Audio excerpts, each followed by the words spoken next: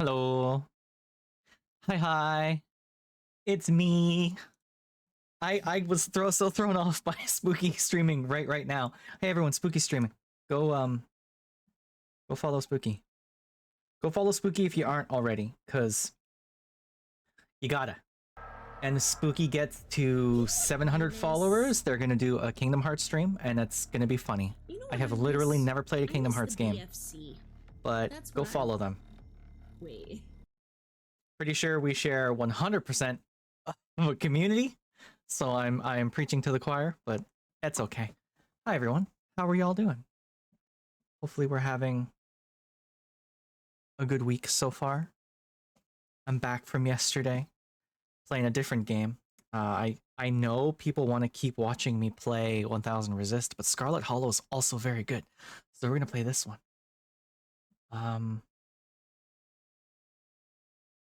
Yeah, that's true. That's true. Hi, Desty. Congrats on first, as always. And the med check I did during the ad countdown, so that's all handled.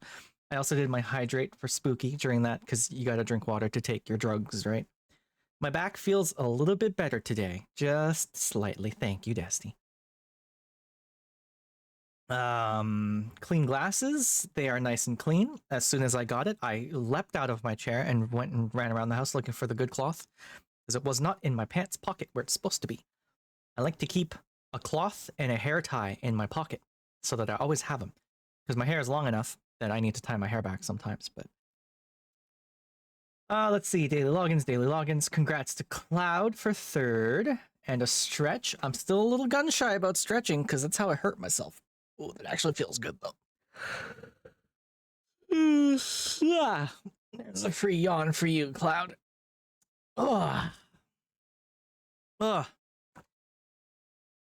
Ugh. What a day. What a day this has been. I have done nothing all day, except for my job, obviously, because I work. I have a day job. But yeah, just taking it easy. And my partner isn't home until late tonight. She has to go to a funeral for a coworker, which is wild to me. Maybe it's awful of me to say, but I don't have a single coworker for whom I would go to their funeral. Maybe that's bad to say. Does that mean I'm bad at interpersonal relationships? Yes. The answer is yes, obviously. But in any case, she won't be home till later, so I have the place to myself. Which means the stream might go a little bit longer than it usually does. I like to end at almost exactly 3 hours, partly because, I have responsibilities around the house and I don't want to be on the computer all night. But if my partner's not home and I don't need to worry about feeding myself, then it should be okay. We should be fine, I think. So we're just going to go for a whole bunch. But yeah, other than that, it's been a good day, I think. I think it's been a good day so far. I started watching an anime. I was very y'all with ADHD and or autism and or both. Uh I know some of you are going to relate to this. You know that thing your brain does where you have something you like, you really like whatever thing, but your brain goes, nah, you're not in the right mood to enjoy the thing you like, so just don't do it. You're not gonna do it.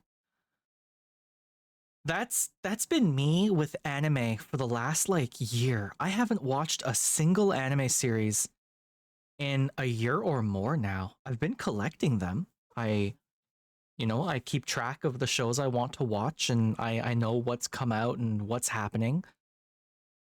But I haven't actually been watching them. So the last week or two, I finally forced myself to sit down and start watching them again. And it's been good. Dan was a fucking phenomenal adaptation of the manga. They did a really good job with it. What else did I watch? I'm trying to work my way through Fire Force, but some of the arcs get a little meh, you know? I'm still disappointed that of all the characters they could have made figures of, they made They made the main kid. Um, they made Tamaki, the cat girl, who's always got her boobs out. They didn't make a Maki figure. There's no Maki figure, and I want Maki. I want the tough muscle mommy witch girl. Like, she's cool. I want that as a figure, but they never made one. It's very disappointing.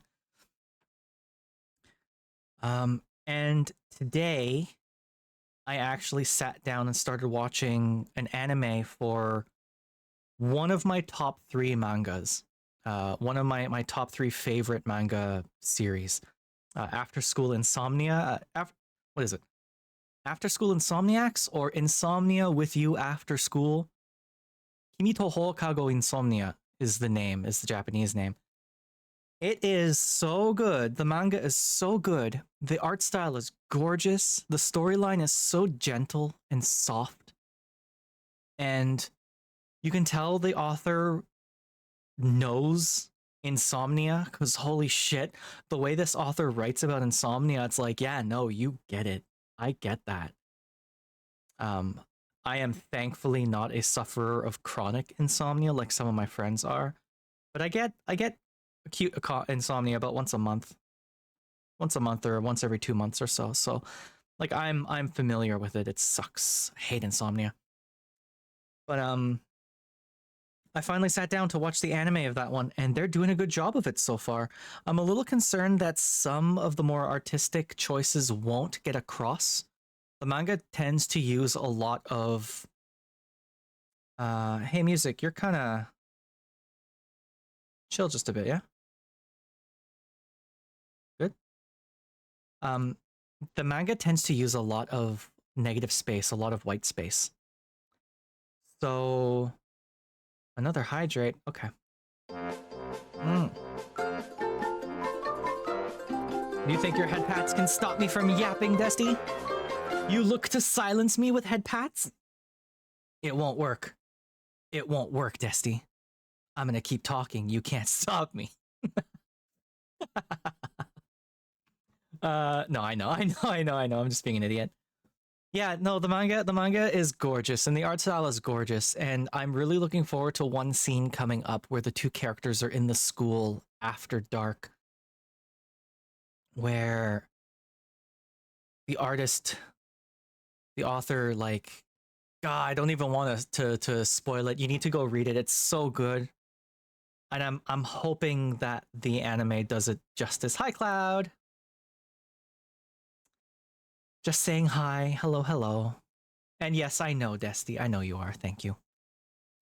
So yeah, I'm 4 episodes in, and it's a really good time, and I'm really enjoying it. Which means of my top 3, Land of the Lustrous got a show, which didn't. Should I say top 3? Should I say top 4? Oh no, I like a lot of manga. So Land of the Lustrous got an anime, but they stopped in the storyline right when shit started to get real, and I'm annoyed about that. I really want them to make another season, because it stops at a point where the story in the manga like blows up. Some real shit starts happening. Flying Witch got an anime. It also stopped right before some cool shit started happening, and I kind of get that one. Hi, Aza. Lemon. It is me, Lemon Cream.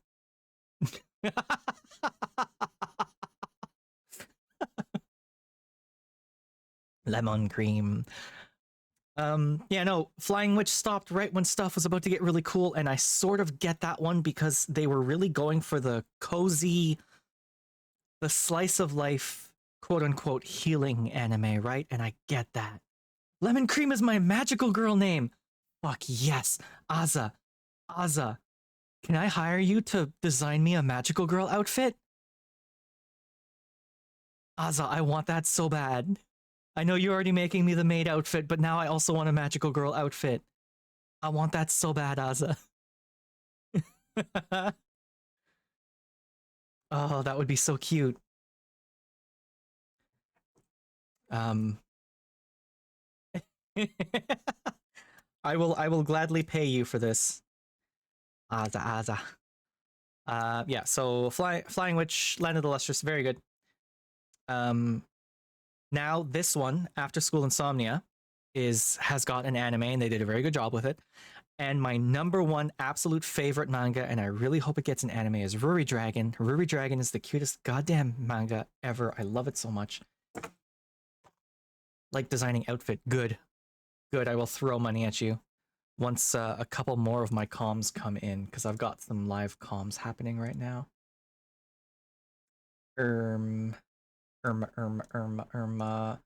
I got one person who I hired on Coffee who wants to chat over Blue Sky, so that's fine. And then I've got a few things on VGen that are still happening, and they're not happening very quickly. It's, I don't want to say concerning, but when did I hire this person? Oh, March 30th. I guess that wasn't that long ago. I hired this person. And the other person I hired May 15th. So it's okay. Yeah. Yeah, Dusty. Partly that. Partly, what did I buy? I bought some new kit for my Star Citizen game setup. So like I've got my twin sticks, but I bought a set of pedals for controlling the ships, and I bought like a cool little panel. It's got a bunch of buttons on it, so it's more immersive, right? So that was a touch expensive, but it's okay.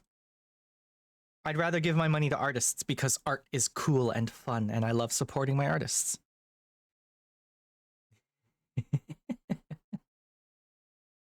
Hmm.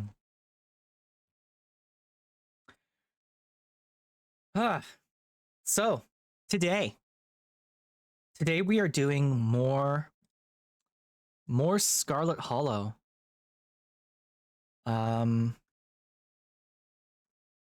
Which is going to be a time. So the last time we played this was 2 weeks ago, and it was my first, yes, it is Gretchen time. It was my first interaction with it. I hadn't played it before. But we're going to get back into it because it is very good. So, whoa, too many things happening on my computer. Don't crash now. Okay, I can close you. I'm going to keep squatting on Spooky's channel. Oh, also, just to let everyone know, I changed the cost of... My laugh makes you happy? Oh, that's good to know. I changed the cost of my big steppies, my stompers redeem. It was a touch expensive before. Yeah. I don't want it to be abused or anything, but I also do want it to be used. So I'll play around with it some more. If people want to use it or not, it's fine. I made it as a laugh. It's not my brand at all. I know people joke that I'm the Gooner bot and I'm not as say-so as I say I am.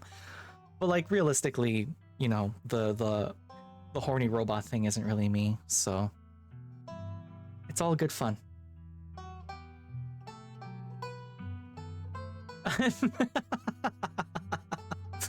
I'm say-so enough, Desty. Come on. I kind of do the say-so thing, sort of, kinda.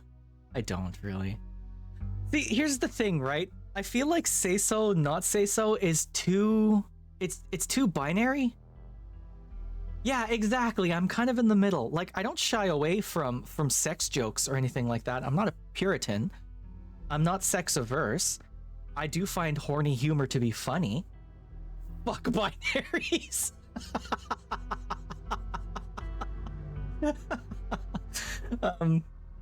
Yeah, no, I'm not, I don't avoid the stuff. I just don't, I don't seek it out. Like, oh no. God. I was gonna say something and y'all are distracting me while you're distracting me. Hi Yuri, welcome. How's your computer doing today? Head pats, head pats. Hopefully your internet's doing a little bit better. I couldn't with chat, not at chat. I don't know that I like that, Aza. I think that's a bit much. I'll put it this way. Okay, TTRPGs, right? Tabletop role-playing games like D&D and the like. I've been playing TTRPGs for years now. I have never once, not once, made a character or make a character flirt with another character, whether it's NPC or PC. I cannot, well, one, I can't flirt, like IRL, I don't know how to flirt. But sex is not what I'm after in a game or in like a streaming situation, you know? Like, it's not me. I've never ERP'd in an MMO of any sort. I get hit on a lot in FF14 because I'm the most adorable cat girl, as per one of my friends. I am the cutest cat girl she's ever seen. I'm gonna stand by that. I think my cat girl is very, very cute.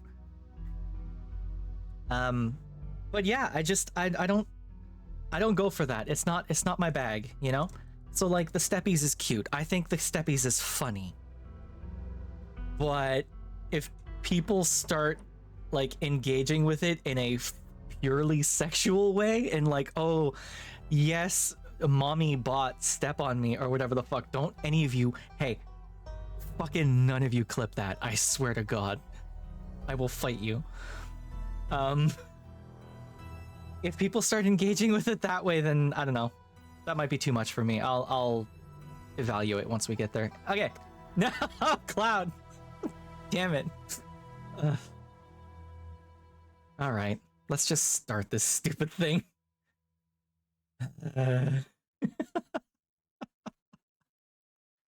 What was I even doing? Continue. Oh yeah, the chicken. Wow, this just threw me right in, huh? No lead up or anything. Say as I do as I say, not as I do, Cloud. Come on. Okay, let me see if I can recap this a touch. We were trying to get back to the estate. Me, Leanne Crom from down the road, we were having a beer with Duke, who's this old guy here. Along the way, we ran into Stella because we heard a creature calling out in pain in the dark. So we went to see what's about, and we found this chicken that seems to be full of like tumors. Let's see. And this is Gretchen here, which means I'm gonna get to voice Gretchen some more. Oh yeah, it's Gretchen right now. Oh, here we go. It's not of this world, that's for certain. What a disgusting thing it was. Unappetizing in every sense of the word. So we can, right, there's a million things to do here. So we can examine the chicken. We can examine the chicken, or we can talk to Duke. We're gonna examine this chicken. Oh no. Gretchen. Oh, that's right. I need to narrate literally every ounce of this game. Okay. You stoop down to look at the chicken. Explore the head, explore the wing, explore the growth. Like, what's with all the feathers? Oh, that's so gross.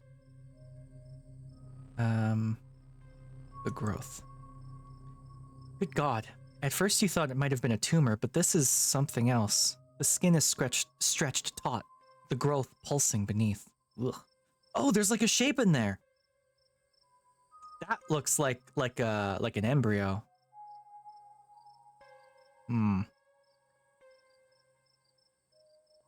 What did Duke sound like? I had to change his voice like 7 times because doing the voice I picked was hurting my throat. I'll just give him a voice, I guess. She could still get better. Maybe she just needs that thing to pop and she'll be right as rain in a couple days. Happened to me once, and there's not so much as a scar these days. I'm thinking they impregnated the chicken, Azza, but I don't think it was like a regular. I think it's a monster in there. God, I don't remember what any of these people sounded like. Well, I don't know. It kind of looks like there's something in there. Did I give her like a twang? A bit of a twang? I can't remember. Gretchen, damn it. It smells like it should be buried somewhere deep. My senses scream out that this is an abomination. Oh, Stella, please don't get too close. Birdie the chicken. Can you hear the birth that dwells within me? Can you hear the way it roars and thunders? Oh, keen eye. Looking more closely at the growth, you think you can see something squirming inside. Its poor little chicken eyes look up at you, glazed over, but still rolling around in their sockets with unfortunate life. Can't hide from me. I can see you. I can smell you. Sick, sick creature. Poor birdie. Ugh. The wing is barely still attached, but that seems to be the least of this chicken's concerns. The old becomes new. I've never flown, but now I soar. Fucking poor ass chicken. Whatever got a hold of her busted her wing up too, little bastard. Yeah, what a bastard. Stella. Having investigated to your heart's content, you step back and give the bird space. Do you think she's become an egg? What a thing to say. But I'm gonna say it. Do you think she's become an egg? What? Like one of those things is gonna pop out of her? What a horrid thought. It's a fucking Gretchen. Why did I give her this voice? Nope. I refuse to entertain that notion. She ain't some kind of incubator. Gretchen's wet little eyes. She just needs that thing drained. Maybe some antibiotics, that's all. Antibiotics? Antibiotics. Len? Don't think it's a mountain lion. Do you think we should just put her down? This is just like that mountain lion. What are we supposed to do now? Remain silent. I don't think it's a mountain lion. Duke, I don't think it's a mountain lion that's been getting at your chickens. Yeah, no shit. In all my years, I have never seen anything like this. Whatever got at Birdie seems like the same thing that must have gotten at that mountain lion. Yeah, no. As you, Duke, and Stella take stock of the situation, a sound begins to wrap around you. Gently at first, barely a whisper.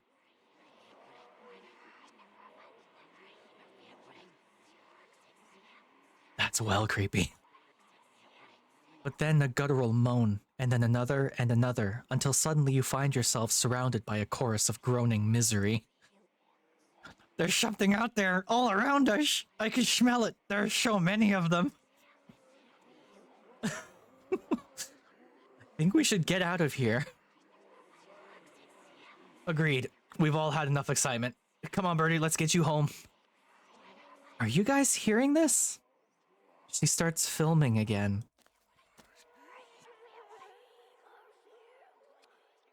Fuck, I got actual goosebumps. As Duke scoops up the injured birdie, the voices in the trees intensify. It's like you're all suddenly surrounded, the strange sounds coming closer, growing bolder. Oh, I fucking hate that! No!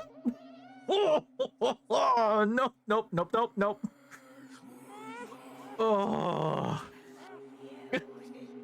Fuck me sideways. Okay, video game. Hey, Duke, load your gun. What in the hell is that? The gardeners come to mend and nurture. Let me blossom and sprout. Let me become... Don't you step another foot closer or I'll shoot. Don't think I won't. The man hesitates and the thing steps forward, fixing what seems to be its eyes on Birdie, tucked under Duke's arm. Stella, there's another one! Oh, Gretchen, no! You and Stella turn just in time to see another of the creatures slithering out from the bush.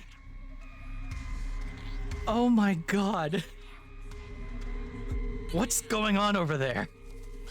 As Duke glances back, everything seems to happen at once. A patter of unnatural feet, and then chaos.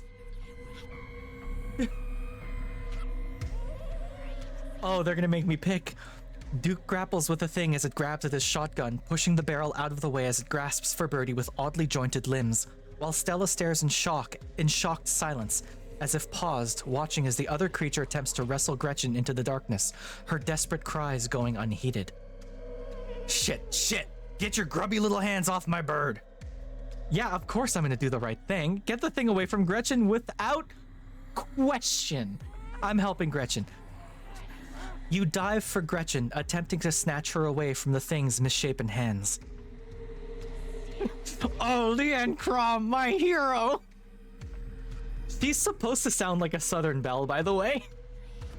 You manage to grab her, but the creature isn't deterred. It rears back on its hind legs, its mouth opening, whispered tones sliding out alongside something sharp and unnatural. This thing's got a mouth penis. But then there is the deafening blast of Duke's shotgun, and suddenly it is gone. It got Birdie, I imagine. Duke?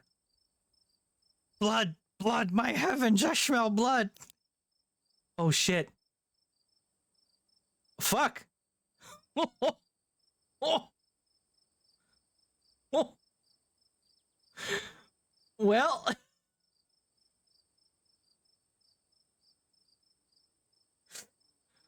Well...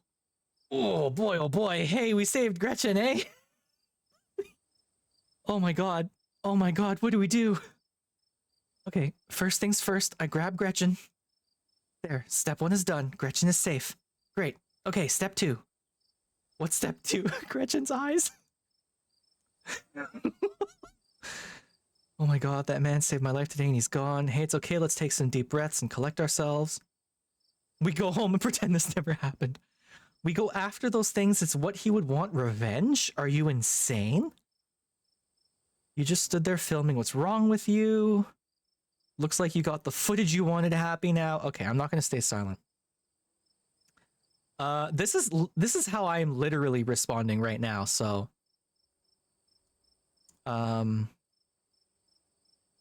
Oh boy, this one. Holy shit, what the fuck? Okay, deep breaths, we have to do something. What if we chase after those things? Get as much footage as we can. It's the only way anyone will believe us about what happened. No! We owe it to Duke. Abso-fucking-lutely not. Silently follow? Stella, we have to get out of here.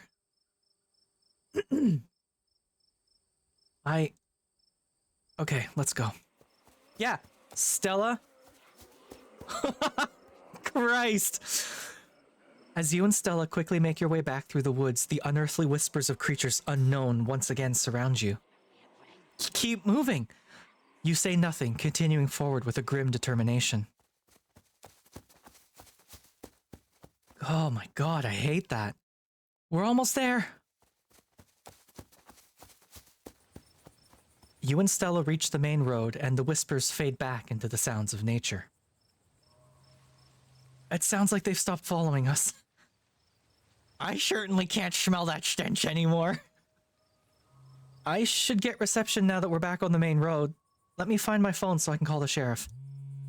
You feel a buzz in your pocket. Oh my god, Tabitha. 6 missed calls from Tabitha. And 13 text messages. Yikes, Tabitha's been blowing up my phone. Wah wah, wah wah. I'm not doing that. Call her, yeah. You try and call Tabitha back, but it goes straight to voicemail. You text Tabitha back and let her know you're okay. Your message sits unread.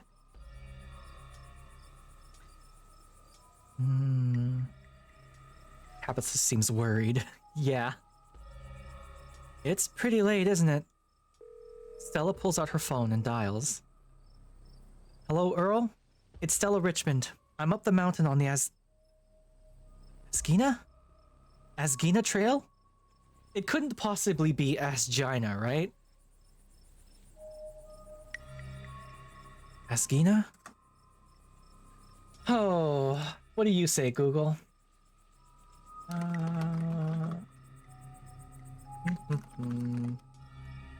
Asgina. How to pronounce angina? Wrong. Ah! Hi! Hi, Spooky! That's what I call a butthole. Oh my fucking god, man. Hi, Spooky! Oh. Nothing. Hi, Spooky. How'd your test go? I know you swapped in your new CPU, right? How'd that go? Hopefully everything worked pretty well. Welcome, Raiders. Hello, everyone. We're playing Scarlet Hollow, and I'm trying to learn how to pronounce this word. And it's either Asgina or Asgina. The Stompers! Stomp. Stomping on you, Spooky. Get stomped on. Yeah. So it can't possibly be Asgina, right? There's no way. Still hit 100 during really bad parts of the game. Oh. I mean, especially since you're running a 3D VTuber software, like that's going to also add up, I think. Are you using Spout 2? Do you know if you're using Spout 2 for that? For the capture? Because Spout 2 really helps with resource management a little bit. Anyway, let's not get into that here. We can talk later, because I know a very little bit about trying to work this stuff. Especially since now you and I have the exact same CPU. Yeah, no, don't worry about it. Don't worry about it. You and I have the same CPU now, so we can share troubles and problems. Hooray! How to pronounce this? Appalachia Cherokee folklore of a rogue bear called something. All right. I'm glad you got stepped on, Spooky. How about that? How to pronounce this? Asgana. Asgana. Okay. Wait, that only has 2 votes. Asgana. Interesting. Okay. I'm watching a YouTube video on how to pronounce this.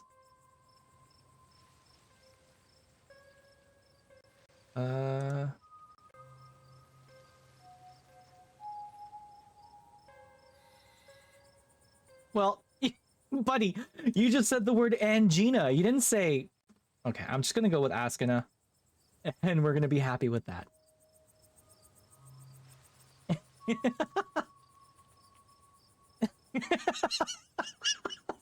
Aza, oh my god.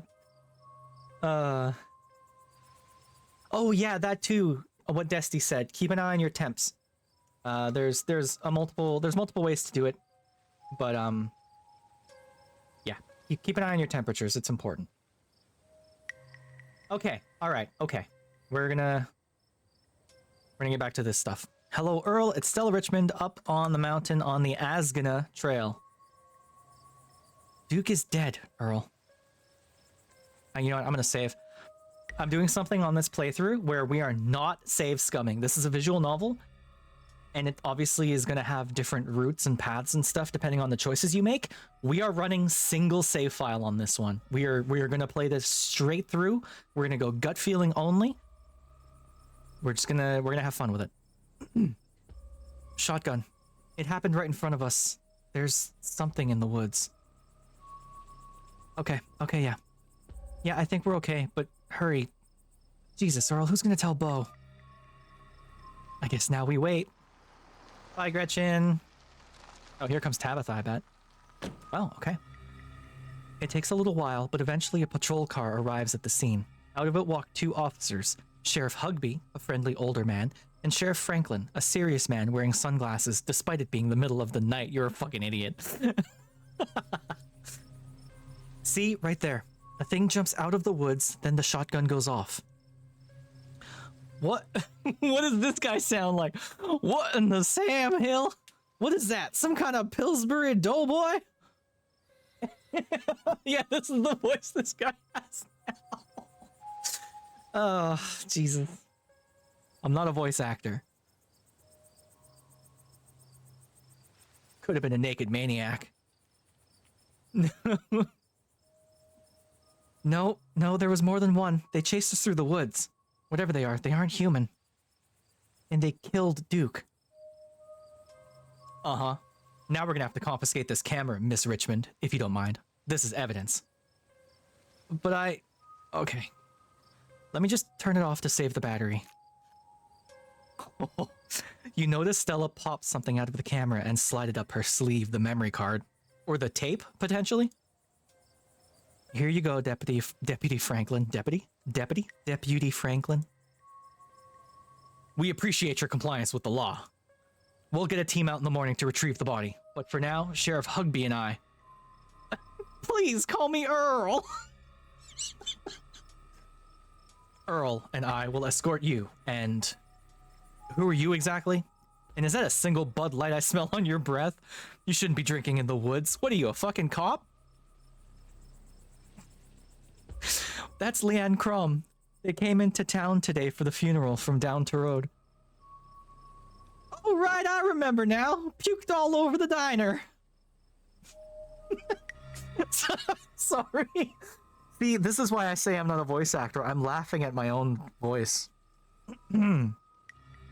We'll escort you both back to town. If there's a naked maniac on the loose, it's best you don't walk back on your own. It wasn't a... Never mind. Why aren't you going out there tonight? I did puke all over the diner. Yeah.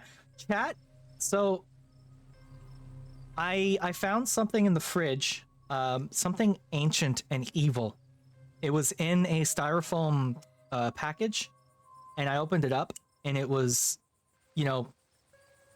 It was ancient when the Egyptians were building the pyramids, kind of thing, you know? And chat, specifically... Yeah, chat bullied me into trying it, into putting it in my mouth and eating it. So, for a little bit there, I had an ancient evil in my stomach, and eventually it all came up, and I threw up all over the diner in front of the whole town. You know, a good time was had by all.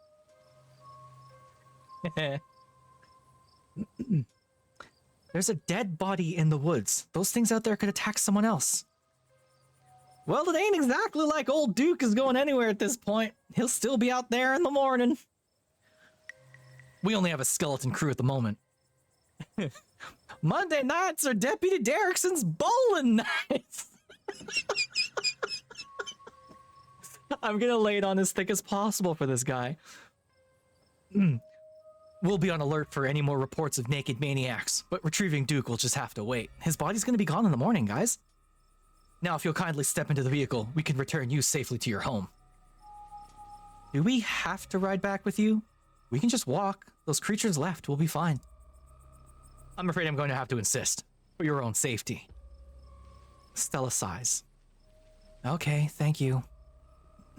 You can ride up front with me, little lady. That is, if your mama permits. What about Stella? She hates being in those wheeled contraptions. That's Gretchen. This is Gretchen, by the way, the dog. I can speak to dogs. In case you missed the first playthrough of this, I can speak to animals. Yeah, it's a whole thing. Sure, Earl. You can hold Gretchen on the way back to town. Oh, me too, eh? The cops usher you and Stella into the back of their squad car. You are just the cutest little thing, Miss Gretchen. Yes, you are. Sheriff Hugby pats Gretchen on the head affectionately, but she remains wholly focused on Stella, a worried look stretched across her little pug face as Hugby scratches behind her ears. Stella is quiet and stiff next to you, back rigid as she stares out the window, jaw clenched. Wow, I guess she really hates cars. Oh, right, yeah, she was the one who lost her whole family in a car crash, so that makes sense.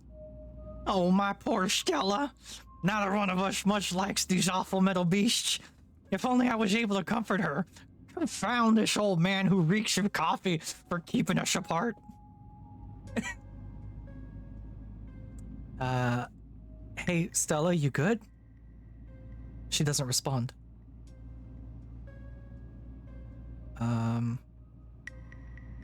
You reach out and rest your palm gently on her shoulder.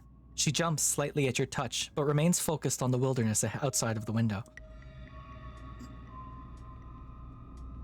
I don't think Stella's okay back here, fellas. Oh, I'm sure it's just a little car sickness. She'll be right as rain once we get back down the hill. Though she'd best try not to hurl in the meantime. We wouldn't want Franklin here to have to work late cleaning the squad car. We're only a few minutes away now. Y'all had better keep it together until then. Alright. Soon the rumble of gravel beneath the tires gives way to uneven pavement, and the car comes to a stop in front of a small cottage. You two stay out of trouble. We'll have this all sorted out in the morning. Just get a good night's sleep. But I'm further away from the estate now than I was before.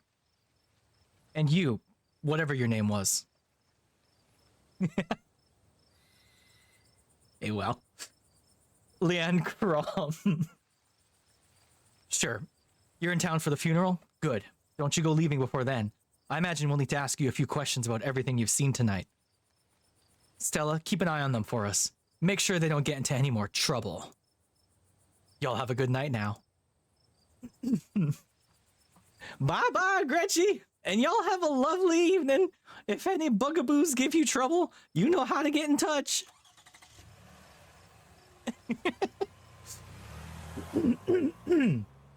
Oh, hydration.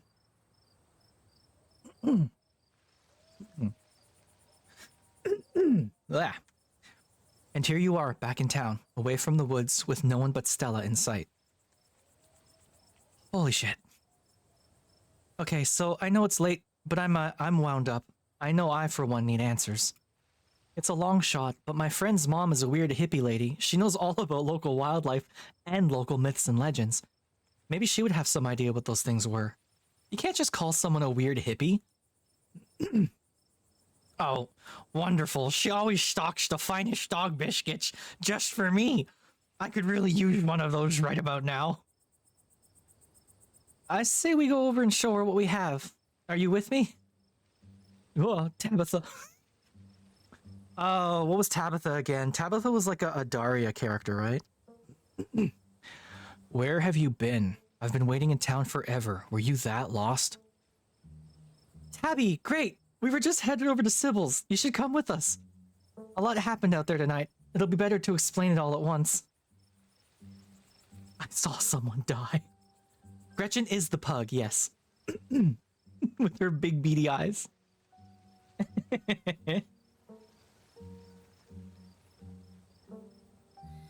I saw someone die. Duke saved my life, and then he died. There are monsters in the woods. I agree, you should come with us. I want to go home. Please take me home. I just want to go to bed, walk with Tabitha to her car. I agree, you should really come with us. Well, I'm sorry about my throat, everyone. It's serious, Tabby. Duke is dead. Someone died, and you're going to Sybil about it? She's just some lady. What's she gonna do, read your palm?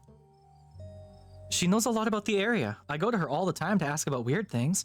And we definitely saw some weird things tonight. There are actual monsters out there, Tabby. I see. Your Bigfoots. Or your Bigfoots. Oh, God, the line read. Well, that doesn't sound like something that requires either of us to be there, Leanne Crom. We're going home. You don't get to boss me around, Tabitha. I need answers. You don't understand. I need answers. You need to go to bed, because I need to go to bed, and I'm not leaving without you, and I'm your host and your older cousin, so you have to listen to me. Yep, that's it exactly, Azza. I'll make sure to catch you up on whatever Sybil says, Leanne Crom. You don't have to say my full name every time. Here's my number. Let me know when you get back so I know you're safe. What, so you're friends now? You'd better not make problems for me all week, Stella. Tabitha doesn't wait for Stella to protest before starting back down the roads towards her old BMW, towing you along with her. The night around you is blessedly silent, save for the comforting song of crickets and your footsteps on pavement. There are no eerie, owl-like calls of pale, leering creatures disturbing the night's peaceful ambiance. The things in the woods are nowhere to be found, at least for now. You and Tabitha step into her car. It feels like a lifetime since you've been in this seat, but the truth is it's been fewer than 12 hours. This. We're being watched again. Y'all see that? I don't know if my resolution, my streaming resolution is high enough for you to see this, but there's 2 dots right here. Oh, yeah. The smell inside is oddly comforting, like there's some bone-deep recognition that she smells like family. Oh, fuck! Christ! Your cousin reaches for the headlights. No, it's Duke! It's Duke! Leanne Crum! You can ever so faintly make out the name tag on his jacket. Wayne. It's not Duke. Unless Duke's last name was Wayne. Welcome home. The figure steps out of the light, disappearing back into the darkness of the woods. What the fuck? There's something wrong with this town, Tabitha. Yeah. His jacket said Wayne. Right, Aza? So these are the same developers who made Slay the Princess, which is also a phenomenal game. I don't like that this soundtrack includes someone breathing heavily in the back.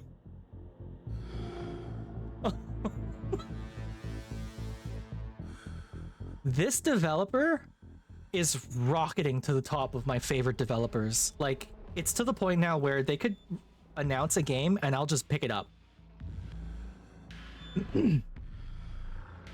Yeah? Or, sorry, yeah? Well, you saw him for 2 seconds. Maybe you misread it. It doesn't matter. Let's not freak out over nothing. As she turns on the engine, her keys rattle, betraying the fresh tremor in her hands. She's just as nervous as you. I didn't get to pick any other options. Damn.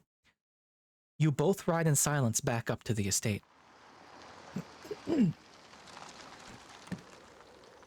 stars vaguely illuminate its hulking shape, perched on the cliffside. Despite the warm porch light, it feels even more abandoned than it did during the day, its windows dark and lifeless. End episode 1 at the estate. Well, see you in the morning.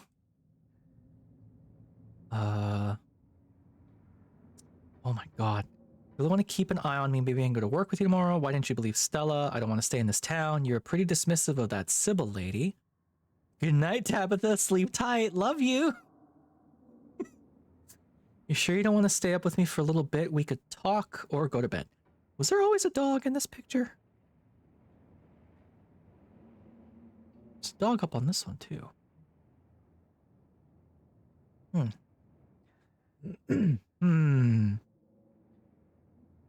This one. Why didn't you believe Stella? She wasn't lying. Oh my god, my throat. Hold please.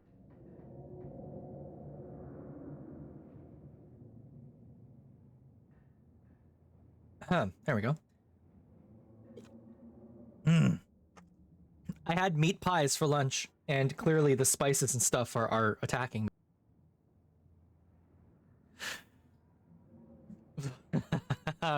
I wouldn't know, Azza, because I'm not a voice actor. Really, really good meat pies, though. I always get like a regular meat pie and then a muhamara meat pie, which is, it's like a spicy red pepper pomegranate sauce. Absolutely loaded to the tits with cheese. God, they're good. Love it. I know Stella, and I know the kind of things she says she sees. And I know how often she can convince other people they see it too. So yeah, I'm skeptical of the, what was it, gnomes?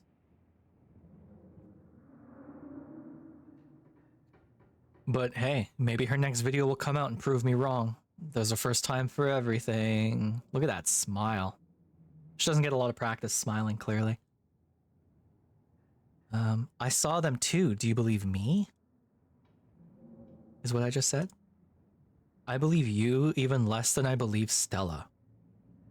At least I know she can mostly tell the difference between local wildlife and fictional creatures. Emphasis on mostly. You might as well be telling me there's a monster under your bed. But hey, it's not like you have to worry about it for much longer anyway. When the week is over, you won't have to concern yourself with whether or not there's something in the woods.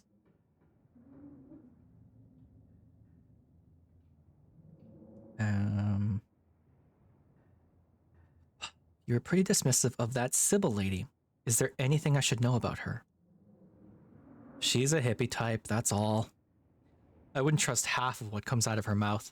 She was probably just going to tell Stella exactly what she wanted to hear, then give you tea about it. Waste of time. All right. You sure you don't want to stay up with me for a little bit? We could talk.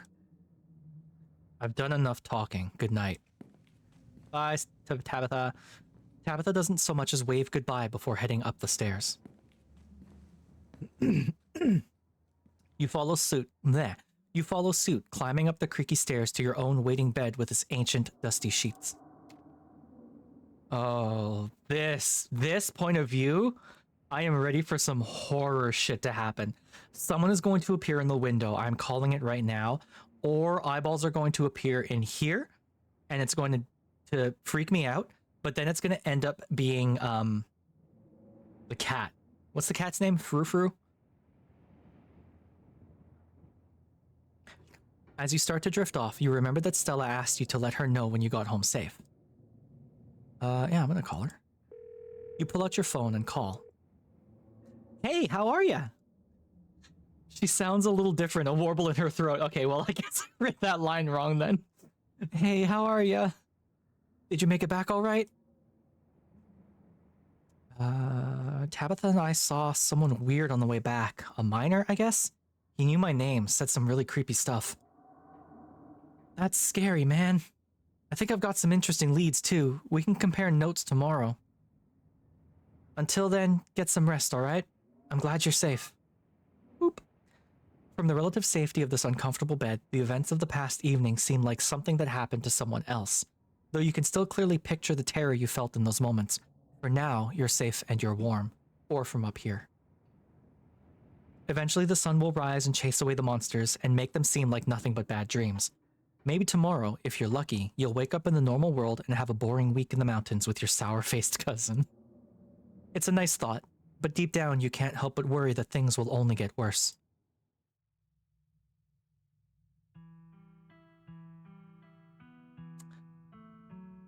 Good on them for not, for proving me wrong.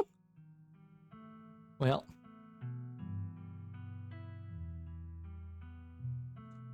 Wait, was that the tutorial? That was the intro.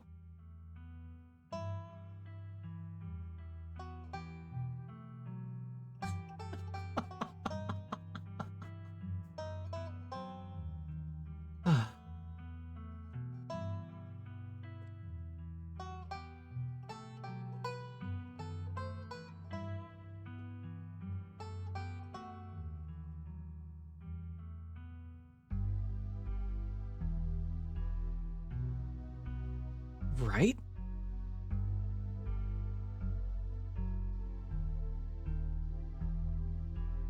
It is. Yeah, the whole first chapter is free. You can download the demo is the whole first chapter. This is so good so far.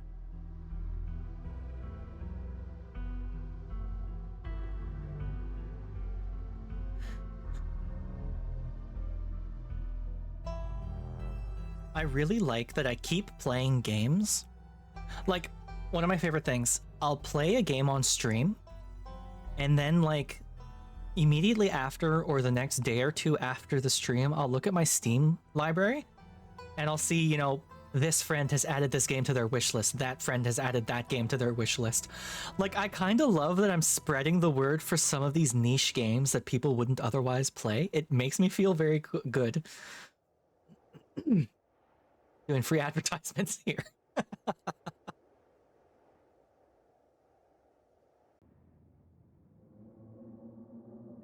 This is the end of episode 1. Episode 2 awaits. Well, it's a good thing I own the game, man. Yeah? If you'd like to continue with this world state in episode 2, please save your game now. I mean, I literally just did, but sure. If you'd like to continue with this world state... Yeah, Aza, I didn't really plan for me to be a visual novel streamer.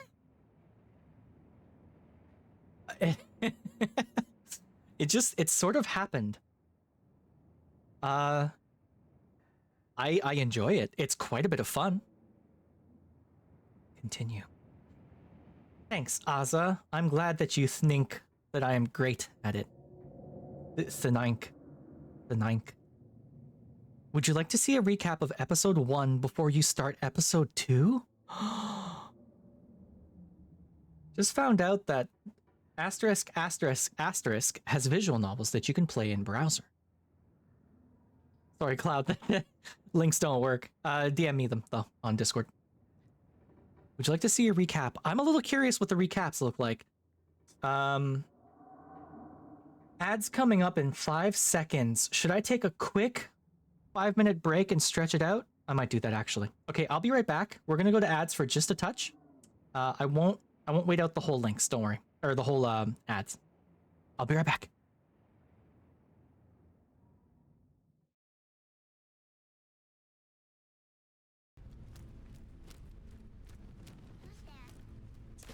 Oh, jeez. Oh, nope, wrong button. Get over here, bud. Come on.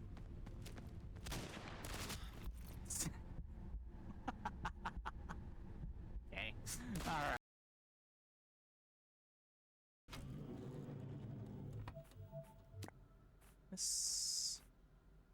Still looking for those things. For a second. Not that. Not that. Not that. Not that. Come on. Jeez.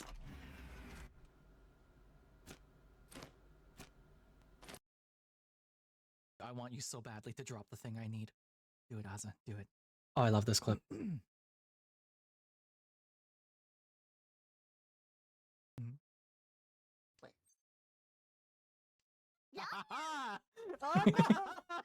The pounder has become the poundee.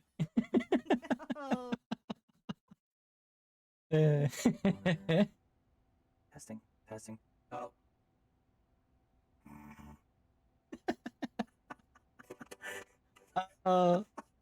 I do like all of my old clips. The worst moment of your life. I like my old clips, but it does make me a little sad to see my cat girl. My cat girl model is very cute. On you. Ooh, you so warm. Oh yeah, I see him. Ooh, that's way. My cat girl was very, very cute. Yeah, I just see him. Oh, yeah, so he's at like 750. I just got him. Nice. Yeah, what would a magical girl outfit look like for a bot? And what kind of magical girl weapon would I have? Scarlet Hollow's in early access? Is it really? One shot. Let's see. I should start running marksman. Oh, I see. Scarlet Hollow. Oh, wow. I actually got a bunch of achievements. It just didn't show me all of them. It begins. June is the first. June is the first victim. Get stepped on, June. Get stepped on, June. You're getting stepped on. Holy crap, y'all. Drop pods. I got it. Yep, drop pods. Wait, though. If it's an early access, that means it's not complete yet. Right? Oh, shit. I'm sorry. We're using early access to release Scarlet Hollow episodically. 4 of our 7 planned episodes are currently released. Scarlet Hollow will leave early access with the release of episodes 6 and 7. Oh. 7 planned in total. Looks like development on the final 2 episodes will be wrapped up around late 2026. Interesting. Okay. How is the full version planned differently? Episodes 1 through 4 are fully playable. How are you planning on involving the... Okay, okay. Oh, you can buy them piecemeal. Interesting. Like you can... Oh no, that's the soundtrack. You can buy the soundtracks for the episodes piecemeal. That's very strange. Oh, ads are done. Welcome back, everyone. Yeah, no, I don't blame you for waiting till it's done, Azza. That's totally fair. Huh.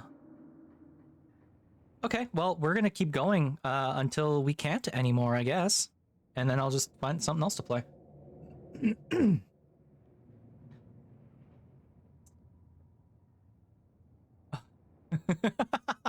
One of the top posted reviews for it, I think, might have been June under a pseudonym. The review for it is Shrimply Peak. 'Tis all. Cliffhangers kill you. Yeah, I get that.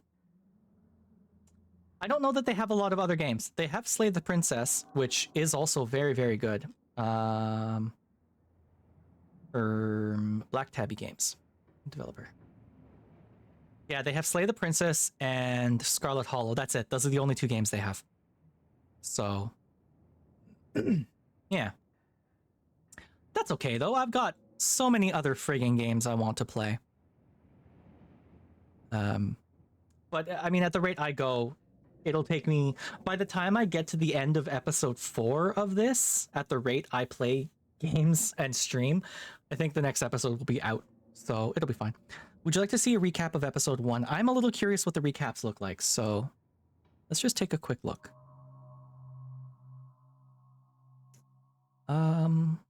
So, okay, it's just going to quickly go through stuff.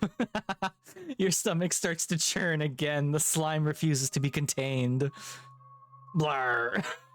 There you go, Azza. This was me puking in front of the whole town. I love this kid's expression right here.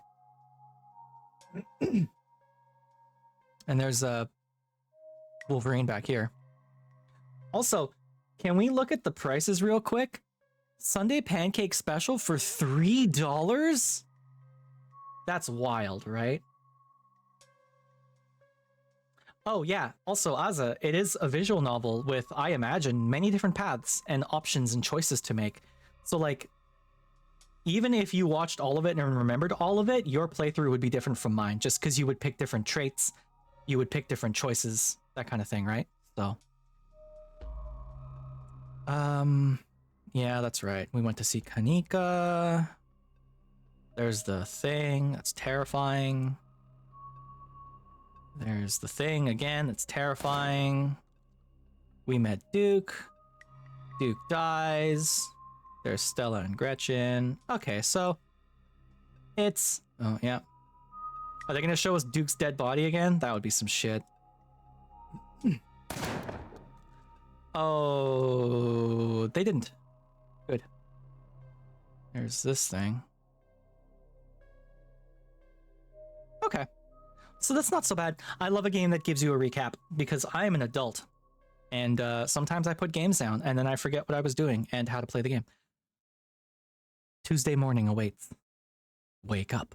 Oh. What is that? It's a funny looking stain that looks like it's in the shape of a person, right? You open your eyes. The sun has risen, the birds are singing. You are still alive, and for now you are safe.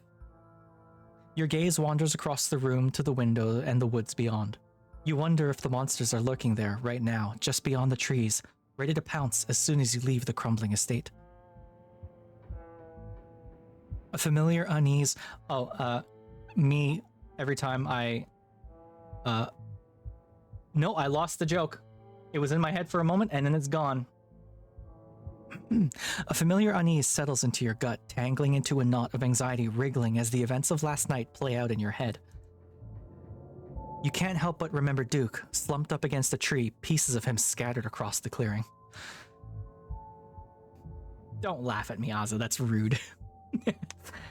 You're not sure if you'll ever feel okay again after what you've seen, but you can't stay in bed forever. Hunger pulls you from the clammy depths of the mattress. We never did get food from the town. Note, you can refresh yourself on the events of previous days by using the journal icon in the quick menu. Major decisions! Oh, that fucks extremely. peanut allergies. I decided I had a peanut allergy. I ate and vomited in front of the town. Duke saved me from a mountain lion. Duke died.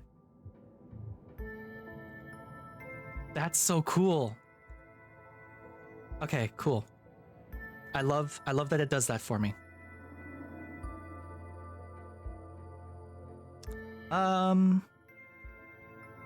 Put your clothes in the dresser, poke around the closet, look out the window, text Stella.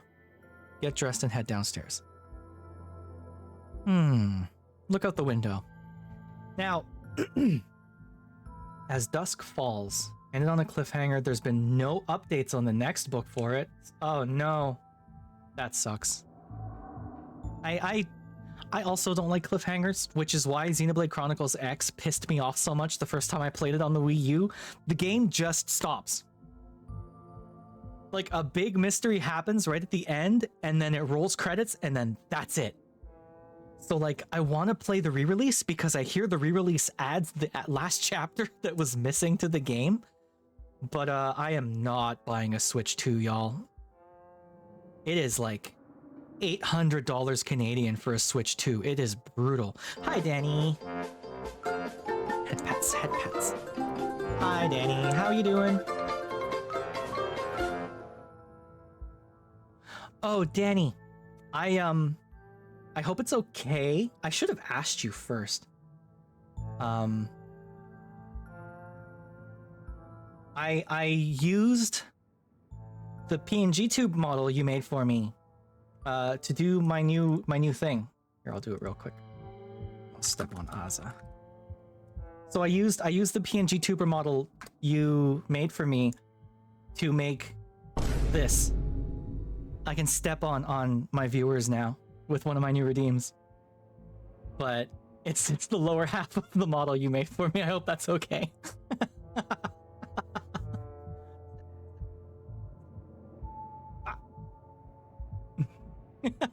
Okay, it's good. Good. I'm glad.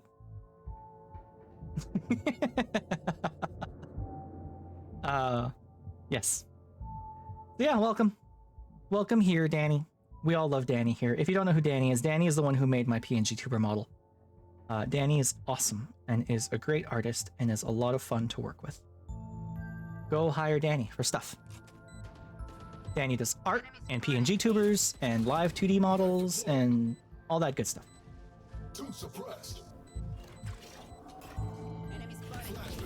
I'll just wait till this is done and then we can get back to the game.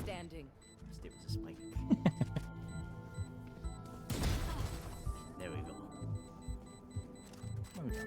I have never played Counter-Strike. Solid work. Still alive. I won. Oh, that was Apex Legends. I've never played Apex Legends. Yeah, Ozzy, you got free stompers. I'm gonna look out the window. Now, if Leanne Crom here, who is me, is the same as me IRL, then Leanne Crom sleeps butt-ass naked like I do. So we're just gonna look out the window with our dangle, just for all to see. What is this? What the fuck is this? I think it was Valorant. Okay. No worries, Danny. Enjoy your lurk. We're gonna try and figure out what the fuck this is down here. Y'all, we're being watched. That's you lurking? Danny. You creep towards the window, careful not to be seen by whatever might be lurking in the garden. Okay, so I know that it's there. Oh, it's gone. For a second, you thought you saw movement. It could have been an animal. It could have been something else. Whatever it was, it's gone now. Leave the window. Maybe you'll head out there and investigate after you've finished waking up. Put your clothes in the dresser. You never wound up putting your clothes away yesterday. Might as well get that out of the way before you start the day. I call this one bitey. You drag your suitcase over to the dresser and open the bottom drawer. An opossum lurks within. It is quiet, but angry.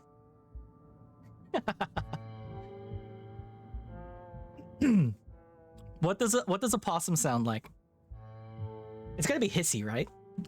Afraid. Oh, that's gonna hurt my throat if I do that. Afraid.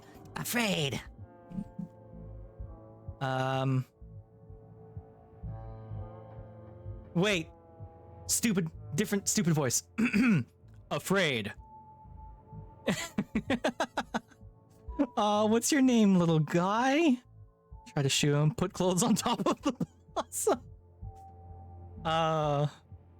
My friend, I know hurt. What's your name, little guy? What are you doing in my drawers? I'm just gonna go with this one.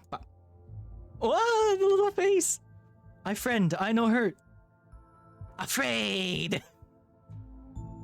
Aw, what's your name, little guy? I'm Leanne Crumb. Dustin!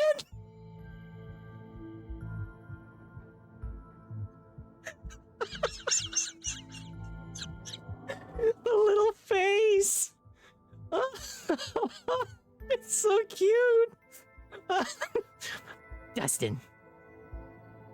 What are you doing in my drawers? What are you doing in my drawers? Warm, dark. Can you tell me about the human who lives here? Which human? What do you mean? Pearl Ann died. Only one human lives here. Dustin, not good with names. 2 humans live here. What? Can you tell me about the humans who live here? That's what I just said. 1 human sad, 1 human scary. Scary? What are you talking about? Scary? There shouldn't be 2 people here. The sad human. Can you tell me about the sad human? Cries. Gives Dustin bad sleeps. Can you tell me about the scary human? Always watches. Eyes hateful. Whoa. Yeah, what if it's the mask guy? Never mind. Thanks for the help, Dustin. Okay. Can you move, please? I want to put my clothes in here. No, this Dustin house. Fashion your clothes into a nest is literally the only real option here. Let's be real. I got an achievement for it.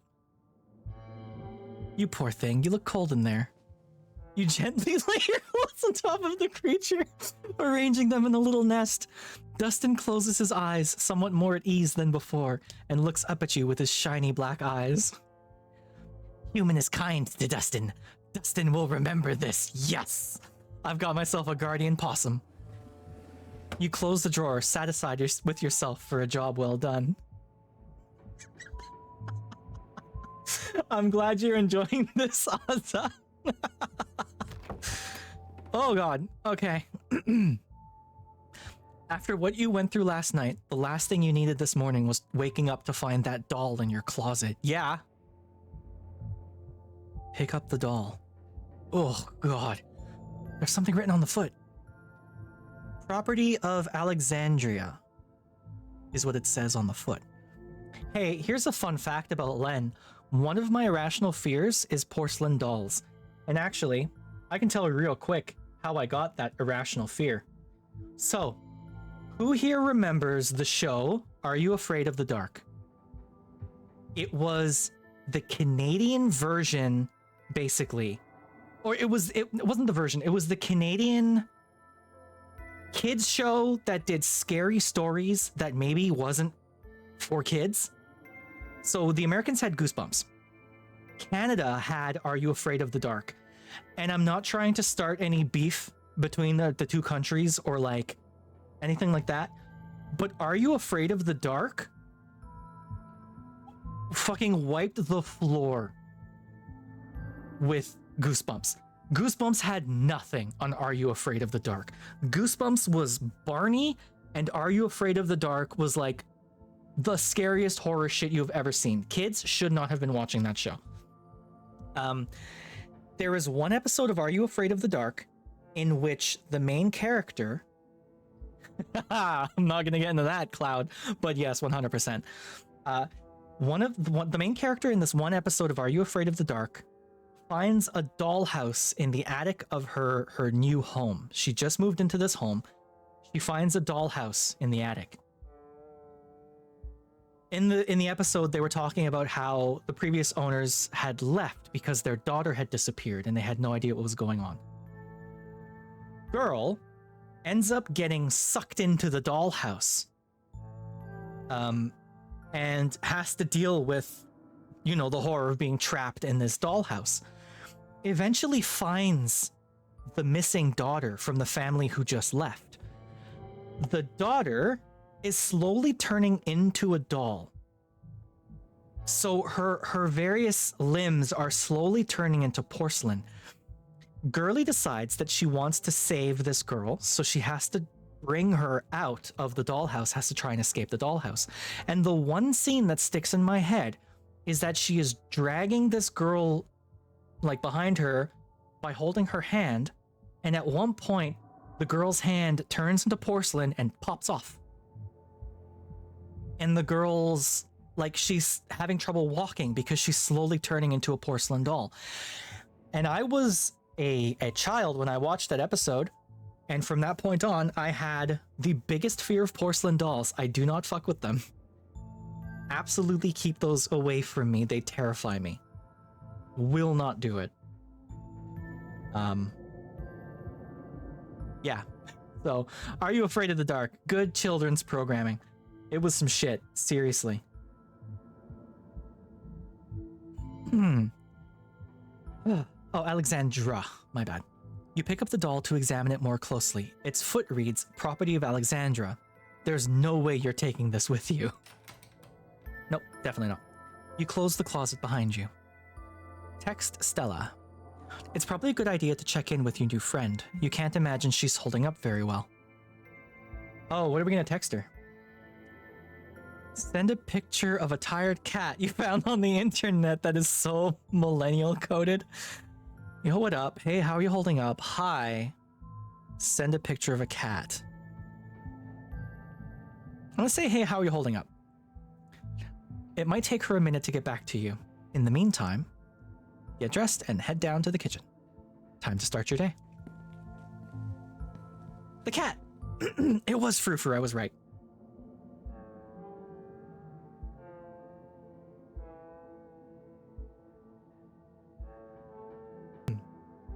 But you're back in the kitchen. Frou-Frou eyes you from her favorite spot on the counter. Her pupils dilate and her tail twitches. I see you are still here. How unfortunate. Oh, I can ask nicely. Excuse me, ma'am. May I pet you? I believe we have been over this. That filthy pair of hands will not befoul my fur. I could pet her anyway.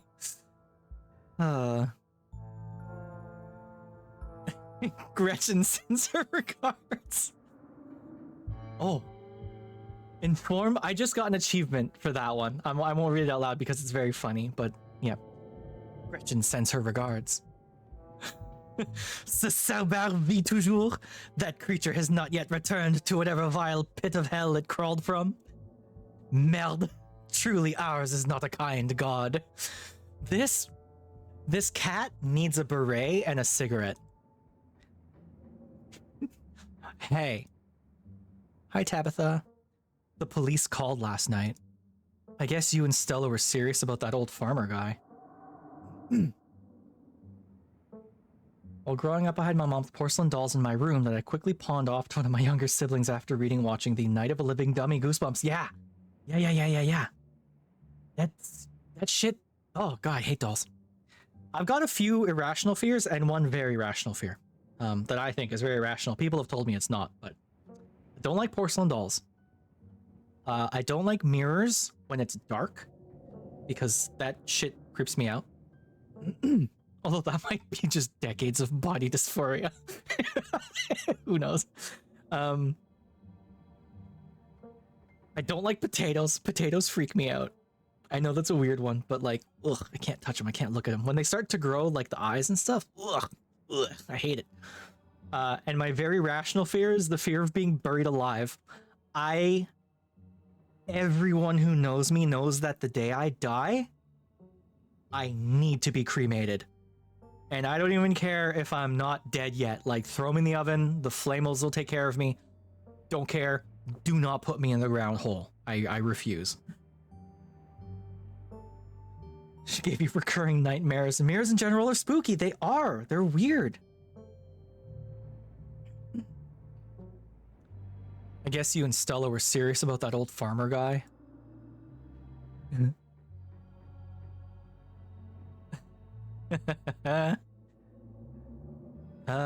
Duke's blood is on my hands. That's kind of rough thing to think.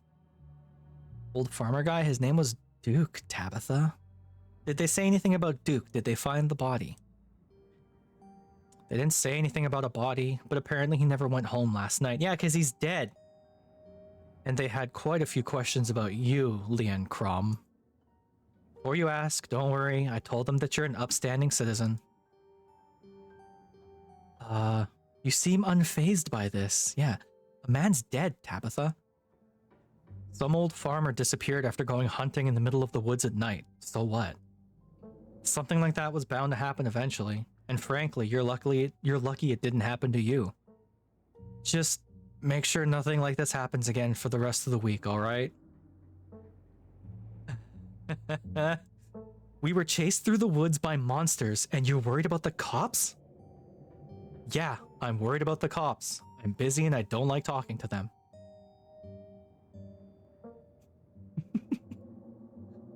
What is up with you and Stella? ...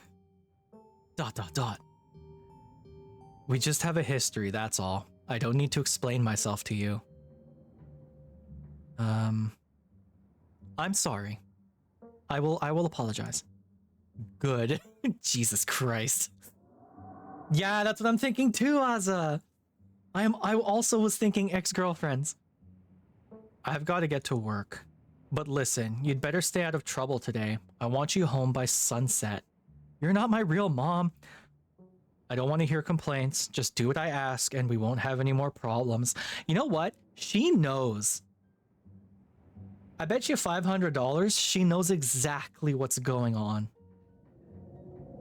But it's her town, right? Kind of? Sort of, kind of?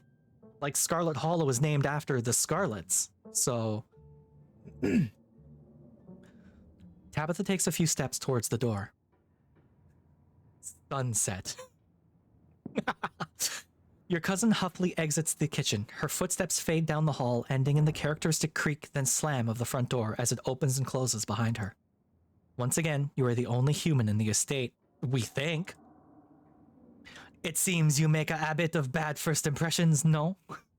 The cat chuckles mockingly. A text from Stella. Fuck off, frou-frou. Hey, you know, up most of the night on cryptid forums, but no good answers yet. Chugging coffee in library now if you want to join. I have scones. I said it right for you, Aza. I said it correctly. I have scones. Actually, no, we're in the Midwest, so she would say it like an American. I have scones. Scones? Say no more. Ghost her. I'll be there in a bit, still waking up.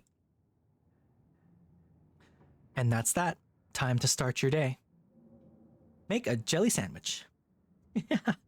Investigate the garden, head to town.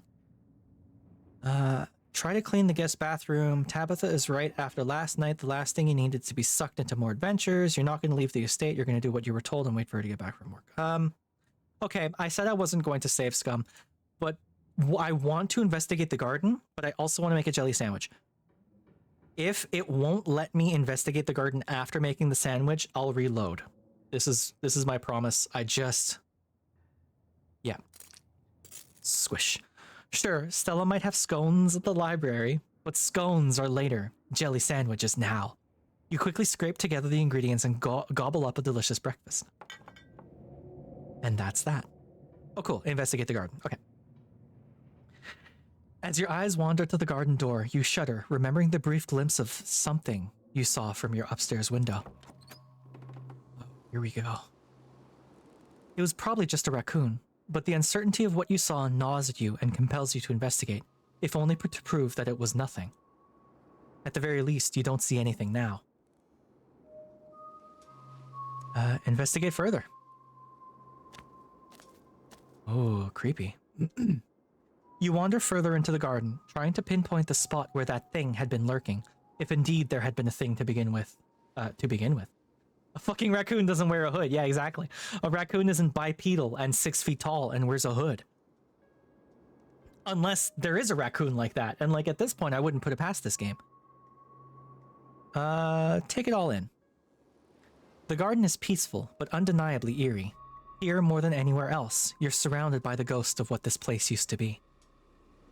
A greenhouse sits in the midst of the overwhelming greenery, unreachable from years of neglect.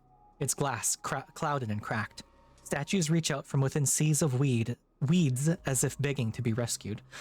From within seas of weed is a different thing entirely. And most strikingly, beyond a pair of rusted metal gates at the very peak of the mountain sits a graveyard. You can just make out a few of the headstones, the scarlet name carved deep and proud into their faces. You notice what a good view someone would have of your window if they stood where you're standing right now.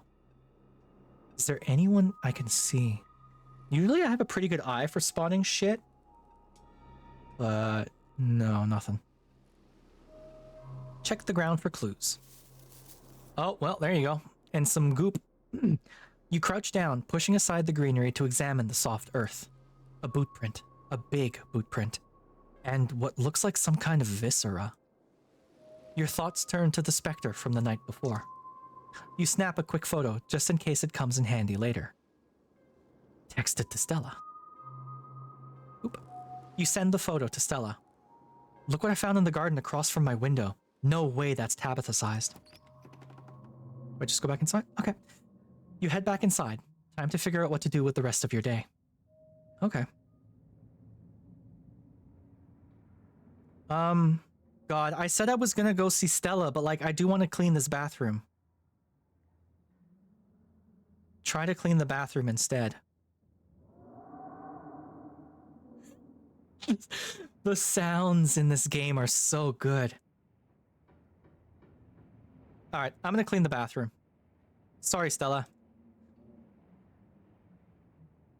Refusing the call. I just got an achievement called Refusing the Call. Okay. If you're going to have to keep using that ungodly bathroom, you're going to at least make sure the surfaces have been bleached. Ugh. You scrounge for cleaning supplies, finding a few dusty containers and spray bottles, none of which you recognize. They all feel like antiques, but they're the best you have. Armed with a rag and a trash bag, you set to work. It is a monumental task, and it nauseates you to think about just how many years of caked up dirt, gunge, and former fluids you have to scrub away to return some semblance of normalcy to the bathroom. That was bad breath control, I apologize. Oh. You try not to concentrate too hard on what exactly you're cleaning up, but the empty bottle of blonde hair dye and piles of used makeup, remover pads, start to paint a picture of the person who used it before you. An older woman, dyeing her once blonde hair and applying a daily shell of makeup to keep the image of herself stagnant, exactly where she wanted it. Pearl Ann. She couldn't stay stagnant forever. As you dump the overflowing trash can, you can't help but notice, perched on top of the old bottles of hair dye, a few freshly used napkins. They're covered in what looks like crusted bodily fluid, some mix of blood and unhealthy yellow pus. That's not good. That might be as much as you can do without a pressure washer, and renovations. But at least taking showers here won't make you feel dirtier than when you started. But your admiration of a job adequately done is interrupted by the sudden, heavy thunk, thunk, thunk of a metal door knocker, the sound seeming to reverberate its way down your spine. Someone is at the front door. Before you get the chance to decide whether or not to answer, it opens. Ugh.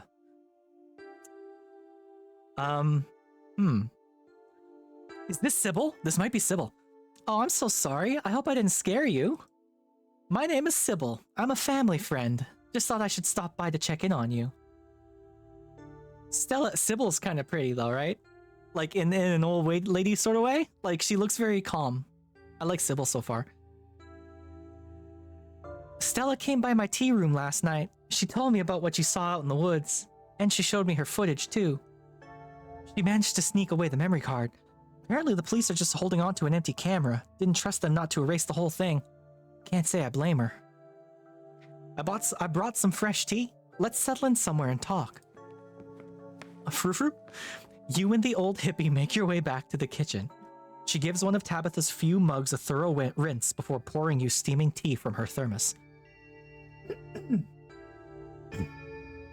The smell is amazing, a nostalgic, earthy odor reminiscent of fall, as if it was brewed with autumn leaves. Take a sip. You're Kanika's mom. You said you were a family friend. Oh my god, so many options.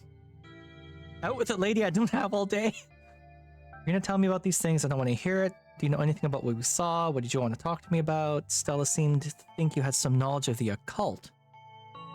Take a sip. You take a sip of tea. It tastes not unlike a rotten log, but somehow isn't unpleasant. Like you're tasting a hike through dawn-dampened woods. It leaves a refreshing, citrusy aftertaste. Like... The internet has ruined me, y'all. I can't read this word anymore. Citrusy. Citrusy.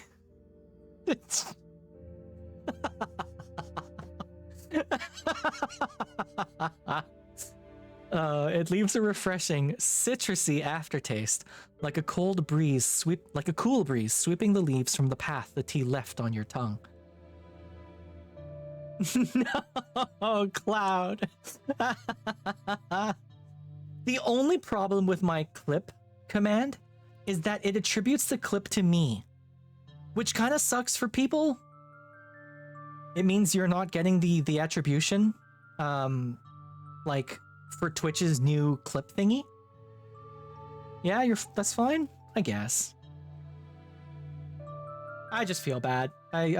It's nice that Twitch is trying to push people to do more clips. Oh, Danny clipped a picture of Dustin and put it in the Discord, the Ghostfish Discord.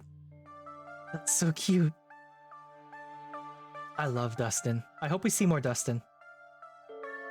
I hope you like it. This is my new chaga and lemon balm blend. I love experimenting with local ingredients. So you're Kanika's mom? Oh, that's right. You've met each other already, haven't you? You said you'd come around yesterday. And yes, she's my daughter. You may meet Miles at some point. That's my youngest. Though it's odd to call him that now that he's nearly an adult. It's just the three of us down at the general store. You said you were a family friend? That I am. I used to know Vivian, in fact, before she left town.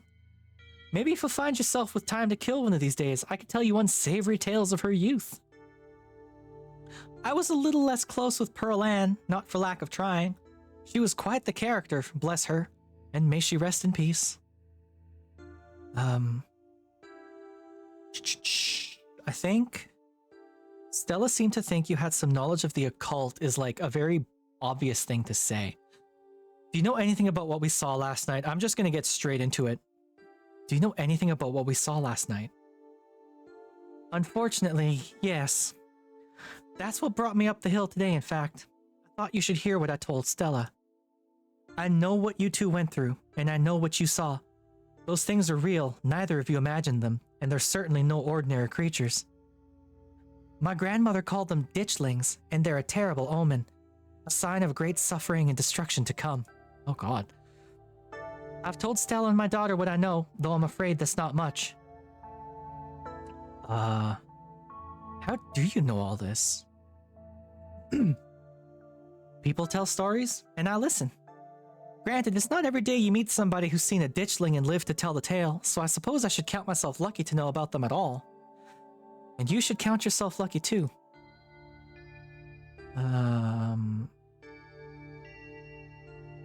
What kind of destruction are we talking about? If you'd seen just one or two, I'd say it could be a bridge collapse, a bad accident, something tragic but not devastating. But this many, multiplying like they are, I couldn't tell you. So they're dangerous. Are they gonna start attacking people? I think you misunderstood me. They're not dangerous on their own. Yeah, they are. They fucked up Birdie and they were gonna fuck up Gretchen too. Think of them more like birds flocking before a storm. They're neither a threat on their own nor the cause of what's to come, merely a sign that things are not as they should be. What happened to Duke was an unfortunate accident and nothing more. A consequence of the three of you seeing something you weren't meant to see. What can we do about stopping what's coming? I'm afraid I don't have any good answers to that, but I suppose the best we can all do is stay close to our loved ones. I'd say that would mean Tabitha should try to stay here with you, spend some time with her only living relative while she can. But I get the feeling she cares a little too much about her work to let herself leave it for that long. You could always go to her, maybe that would bring her a little joy, even if she might struggle to admit as much.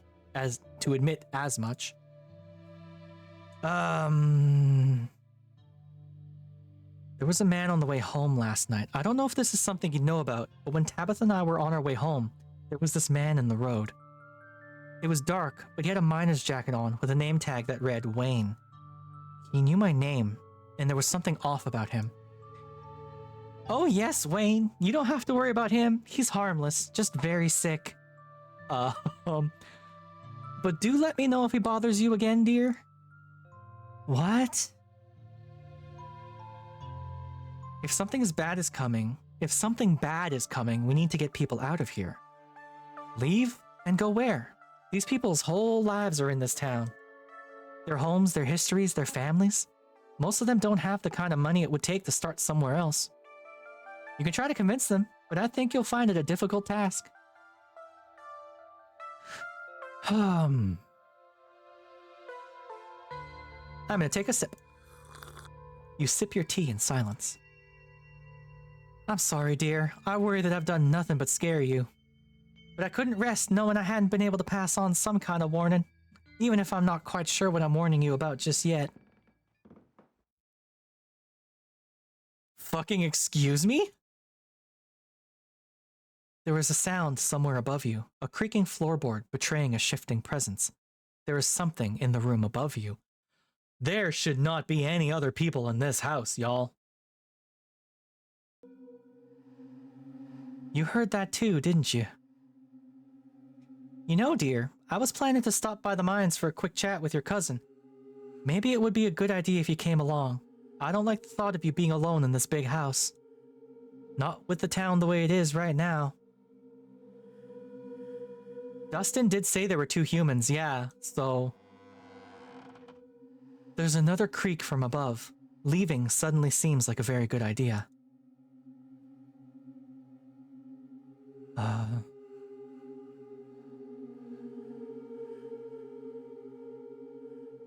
But what about Frou-Frou? Do you think this place is haunted? If it is haunted, I wouldn't doubt that you'd find out as soon as you were alone here for too long. Sounds to me like whatever might be here is already restless to have you to itself. My only options are to leave. That's really interesting. Let's get out of here. I'm just gonna say let's get out of here. Let's get out of here. Yes, let's. Bye, Frou-Frou. Neither of you waits around to see if the sounds will continue. You quickly make your way back to the door and out into the inviting autumn air. Oh boy, this game is a goddamn masterclass in causing anxiety. This is the kind of horror I love. The unsettling horror. Don't give me games with jump scares or anything. I want to be unsettled, you know? It's so good. You're once again surprised by the freshness of the mountain breeze. Your lungs have grown accustomed to the stale, dusty air of the estate, not realizing how much they were being suffocated. It is Angie, yeah. And, like, man, it's good. The only thing that still confuses me is this option right here, voice volume. There ain't no speaking in this game, so I don't know what the voice is about. Unless they will eventually have full voice acting for it. And if they do, maybe I should contact them and say, hey, I've done the voice acting for this game. Hire me for a character. I'll do Gretchen if you want. Yeah, that's the thing, right, Angie? Like, Slay the Princess is fully voiced. I imagine this one will eventually get fully voiced. Yeah, I should contact them. I'll voice someone. Cat ears. Desty, thank you for the cat ears. Now I can hear the horrors better. At least it's a pleasant day for a walk. There really is nothing like the mountains in autumn. There is something comforting about the woman's presence. She exudes a warmth. Her smile feeling like kindly approval, even though you feel you've done nothing to earn it. Honk. Honk. Were you born here? How'd you wind up in this town? Do you know much about my family? Is there a Mr. Sybil? Am I hitting on her? Is there a church in town? I could use some religion. What do you think of Stella? What do you think of Tabitha? Continue on in silence. Are the circles on my head also ears? Which circles?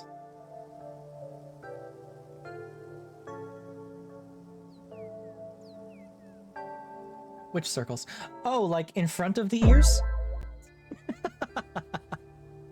Thank you, Cloud. Oh, down here. No, so they're like knobs. They're like neck, jaw knobs. Yeah. No, they're just there. I guess they're kinda ear-ish. I mean, I don't really have ears, right? Because I'm a robot. So let's volume dials. It's right. One controls the volume, the other controls the horny. None of you heard me say that, all right?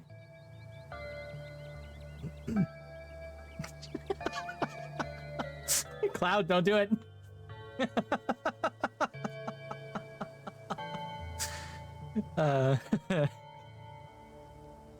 I'm gonna say, do you know much about my family?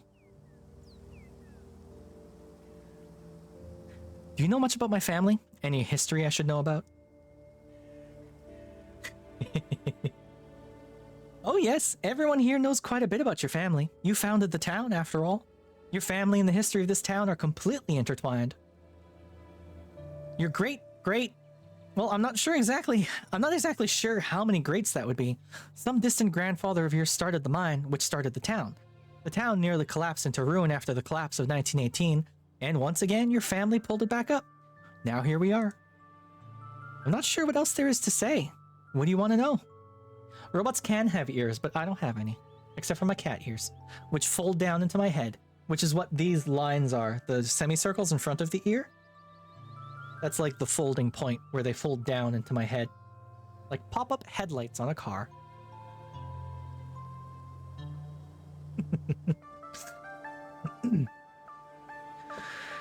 Oh boy, so our mine is the whole reason this town exists. The collapse.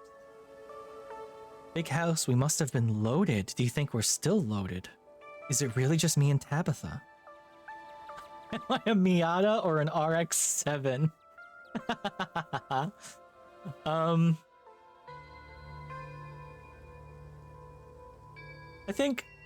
mean, I'm kind of round, right? Like I'm kind of curvy, right? I'm curvy with it a little bit, so I think a Miata makes sense. Right?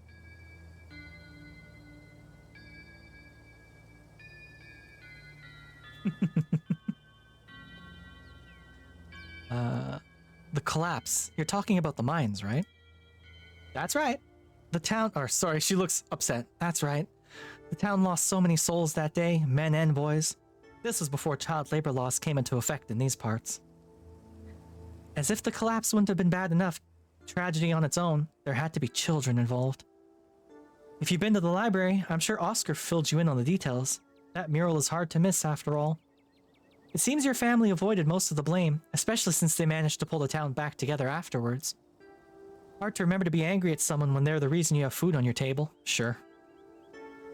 So our mine is the whole reason this town exists. I'd say so. If it fails, I'm not sure anybody would be able to stick around for long. That being said, I suppose everything has to end eventually. One shouldn't plan on things to continue on exactly the same forever.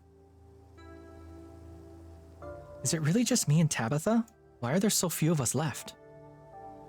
I suppose fate is crueler to some than to others. In a lot of ways, your family has been very fortunate. But the Scarlets have seen their fair share of death as well. Maybe more than their fair share. That big house, we must have been loaded. Do you think we're still loaded? It's really not my place to speculate about people's finances. But you've seen the state of the place. I think that speaks for itself. Yeah, you're right. Were you born here? How did you wind up in this town? My family has been in these hills for generations, possibly even longer than yours. I married into the general store, though. Before that, we were just your standard hill folk, kept to ourselves, fended for ourselves. That's why I know so much about the local flora. That kind of knowledge was vital for all the generations that came before me to survive out here. Is there a Mr. Sybil? There was, but unfortunately he passed about 1.5 years ago, give or take. Life up in the hills can be hard on people for all kinds of reasons, even if you never step foot in the mines. I definitely don't need religion, I don't care about that. What do you think about Stella? Such a ray of sunshine. Even with everything that's happened to her, she tries to smile through it all. An admirable young woman, if you ask me. What do you think of Tabitha? She works too hard, but I suppose that's the burden she carries, what with your family's mind to run. Can't be doing her any good, though. I'm sure that has something to do with her disposition, bless her heart. Continue on in silence. The two of you are interrupted by a woman jogging towards you. That's the lady who was crying. Hi. Joanne! Wonderful to see you as always. Have you met Leanne Crom? What does Joanne sound like?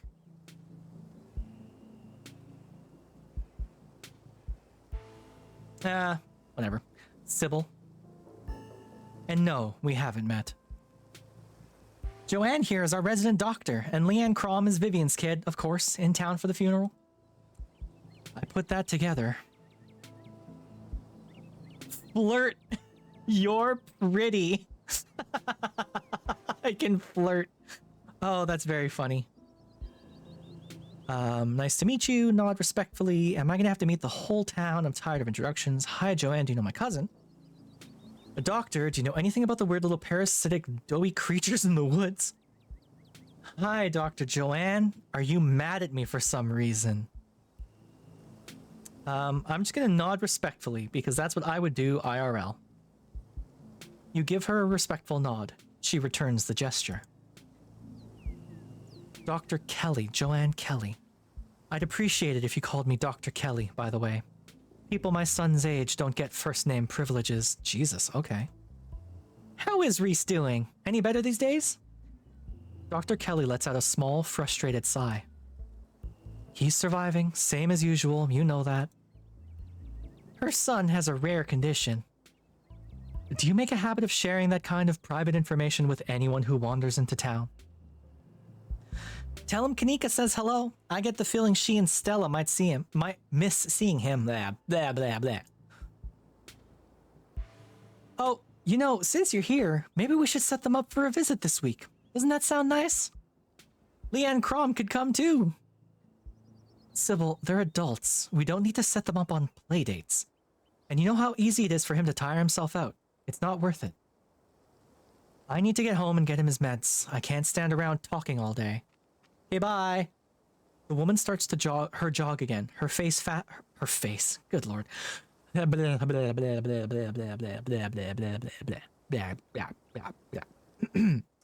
woman starts her jog again, her pace faster than before, almost as if she's running away from the awkward interaction. She's a bit of a brusque woman, isn't she? But her heart is in the right place. Anyway, we should be on our way too. It's not much further now. Oh. She was right. It takes a little time to reach the Scarlet Hollow mines. It takes very little time to reach the Scarlet Hollow mines. A humble exterior greets you at the place that made your family its fortune. Your cousin just so happens to be at the gates, but it seems you aren't the only visitors she's dealing with at the moment. Visitors. This is ridiculous. You can't fire me for having a damn cold. This has got to be some kind of, I don't know, rights violation.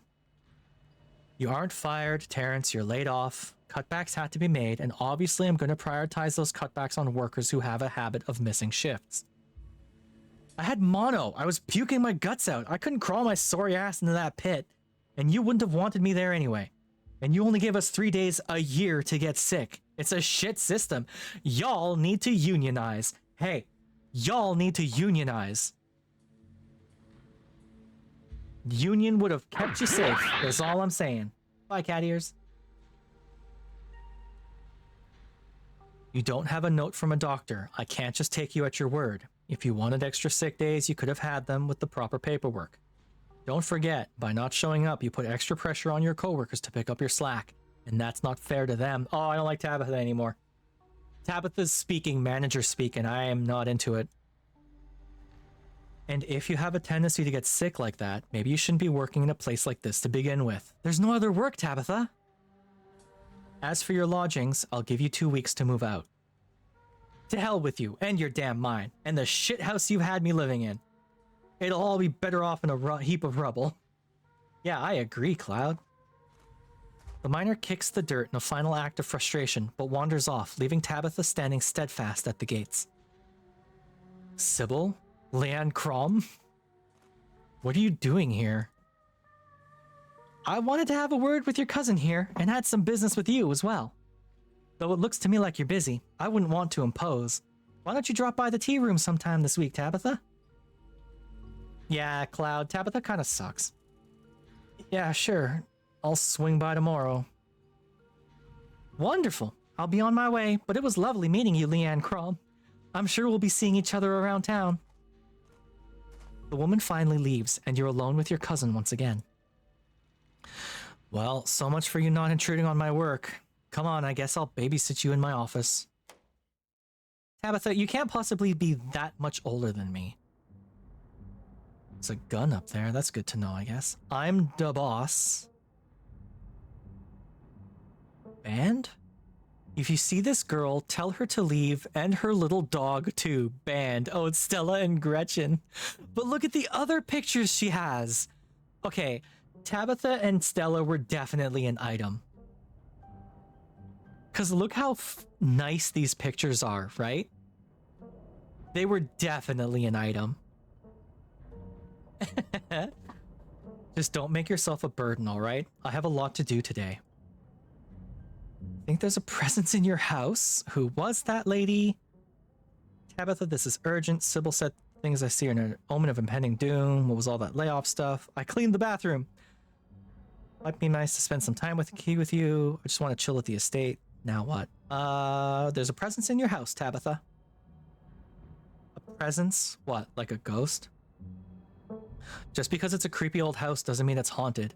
Not even Stella thinks it's haunted, or she'd be banging down my door to film some video in my house. In a building as big and old as the estate, there are going to be noises. It shifts in the winds, doors slam on their own. Get used to it. I don't need you running out here every time you hear a creaky floorboard. What was all that layoff stuff about? That's nothing you have to worry about. Running a business isn't all sunshine and roses. In fact, it's almost never sunshine and roses. Who was that lady? I'm sure she introduced herself. Sybil, runs the weird hippie tea room in town. Her daughter hates me. Honestly, I find her nosy and annoying. I don't like that she decided to come up and see you without even asking me first. It's weird. Tabitha, this is urgent. Sybil said the things I saw last night are an omen of impending doom. Something very bad is going to happen in this town. Sybil says a lot of things. She's one of those tea leaf reading fortune teller types. I really wouldn't take her vague warnings seriously. Don't get yourself all worked up over what some old lady told you about the end times or whatever she was going on about. I cleaned the guest bathroom. You what? Oh shit. But there could have been important stuff in there. Sure, it was messy, but it's not like it was unsanitary or anything. What gave you the right to throw things away just because they look like trash to you? Oh, there's trauma in that line. Damn, Tabby. You're making it hard to hate you. I don't appreciate people coming into my space and moving things around. Don't try to be helpful again, got it? It was a health hazard. It was disgusting. Sorry, I thought you'd be happy. There was absolutely nothing of value in there. If I'm the one using it, I get to decide how clean it's going to be. Do you want me to put all the garbage back? That would be funny.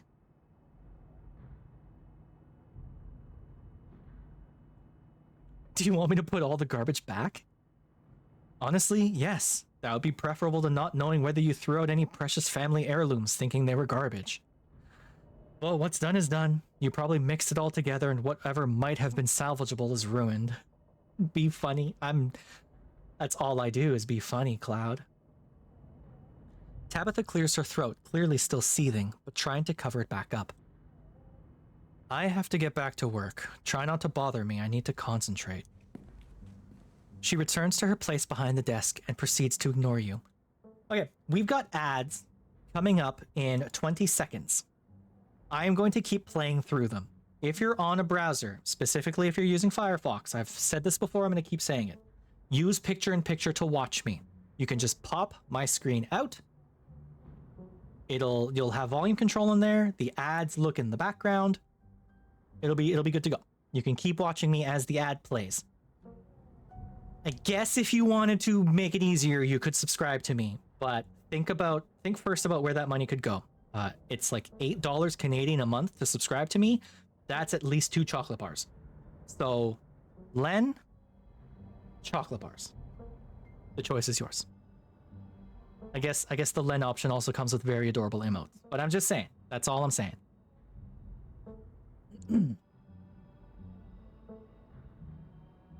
Like buying games for friends? Did you buy a game for a friend? Or you can use that money to buy games for friends. I see.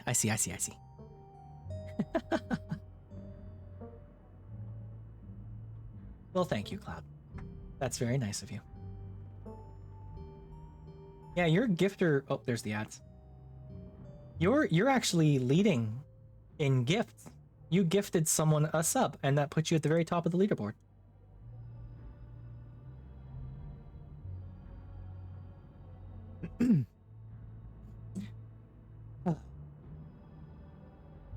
Let me just get a bit of a stretch in. Blah, blah, blah. Yeah, no, I don't get a lot of subscriptions on this channel. The most I ever got was like, I think I hit 30 once. And yeah, no, that's what I mean.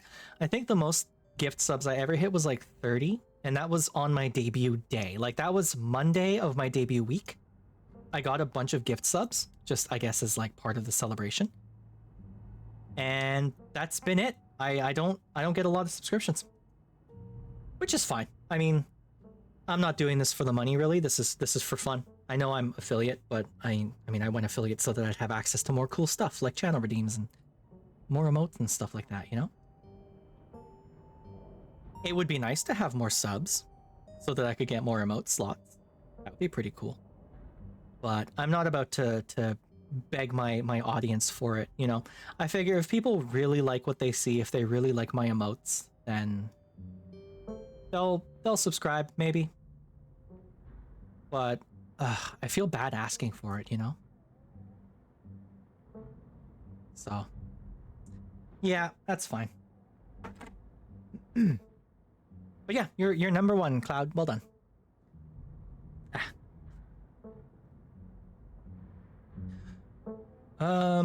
She returns to her place behind the desk and proceeds to ignore you. As you settle in, you take in the details of her office. You're surprised to see a poster of what looks like Stella. She has, apparently, been banned from the mines. Hub's sauce got raided by a large streamer that helped him get affiliate. Then gifted a shit ton once it was completed. That's awesome.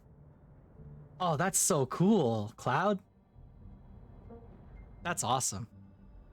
The biggest raid I ever got was Thursday last week.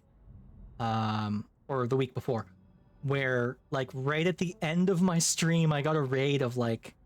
I got 2 in a row. I got one that was 14 people and one that was 21 people.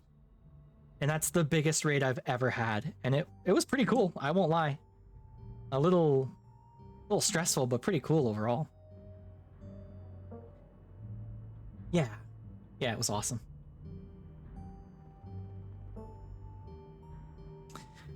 Been banned from the mines. There are also a suspicious number of ordinary photos of her and Gretchen. That's what I said. Stella isn't the only likeness captured on the walls of your cousin's trailer. On either side of Tabitha's desk are portraits of older people, a woman and an old-timey man. Rated on Sunday by both spooky and ghostly? Whoa, yeah. 50 pounds worth of bits from an anonymous person? Holy shit, Azza. That's awesome. That's so cool. God, that must have been nice.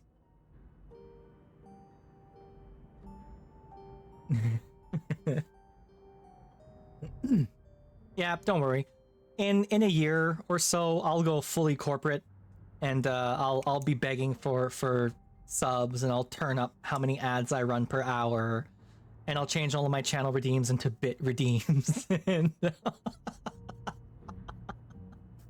I'm not gonna do any of that. I'm not gonna do any of that. That'd be brutal.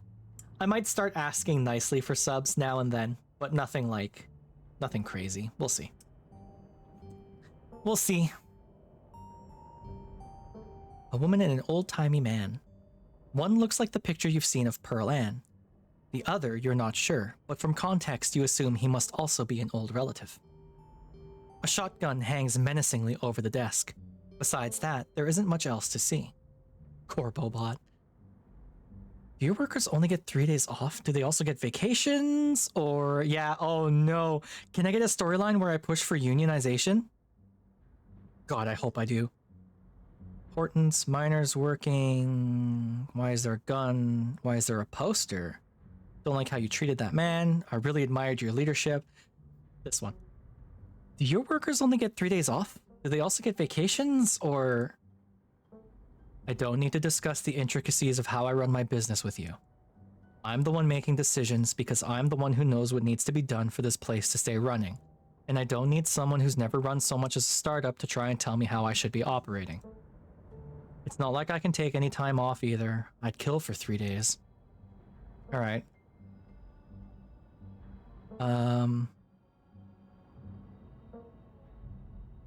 Tabby's monitor stand. Yeah, you're right. It's just 2 reams of paper.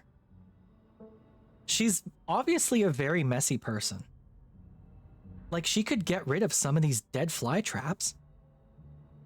Why is there a poster of Stella saying she's banned from your property?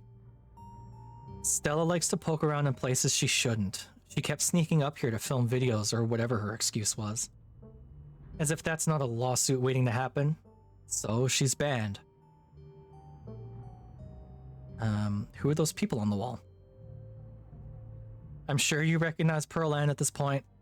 And the other one is Enoch, our great-great-grandfather, who saved the mine from ruin after the collapse. The idea was to have all the family members who owned the mines up on this wall, but I don't think Pearl Ann was too excited to have great-grandma Eddie staring down at her all day, so we're missing one. Sure, that's the only reason, yeah, definitely. The jilted lover. Can't blame her. I remember that woman well enough to know why she wouldn't want the reminder. Why is there a gun? You never call Pearl Ann Mom. I'm an adult. I don't cling to the dynamics of childhood. That's stupid. I call my mom Mom all the time. And I might be older than she is. God, you really talk a lot, don't you? Why is there a gun in here? What's with the gun? It's Pearl Ann's. She put it there to intimidate people. Always thought it was a little old-fashioned, but if it works, it works. You wouldn't have asked about it if it didn't leave an impression on you. The smile. I learned there was a big mine collapse up here once. Do you think something like that could happen again? Of course not. That only happened because of someone else's negligence. We don't make those kinds of mistakes, especially not with current mining technology. What's with that face? I know. She doesn't know how to smile. Our family trusted a man who we shouldn't have trusted, Charles Shaw. He cut corners, used cheap and damaged materials. People died because of him. So we never hired someone else from outside the family to help run this place ever again. And what do you know, we've never come close to having another collapse. I might be what people consider a tough boss, but I run a tight ship, and that's how you avoid accidents. Hmm. Are the miners working in the same mine that collapsed? Did they have to dig out people's bodies?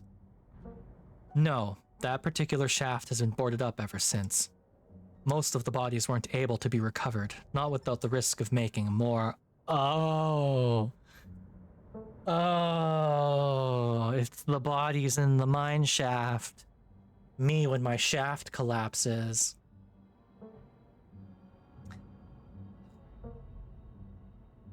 This is a difficult line of work. The men all know that. I definitely didn't admire her leadership. I don't want to pick a fight with her because it is her business and really there's not much I can do about it. And again, I don't like how you treated that man earlier.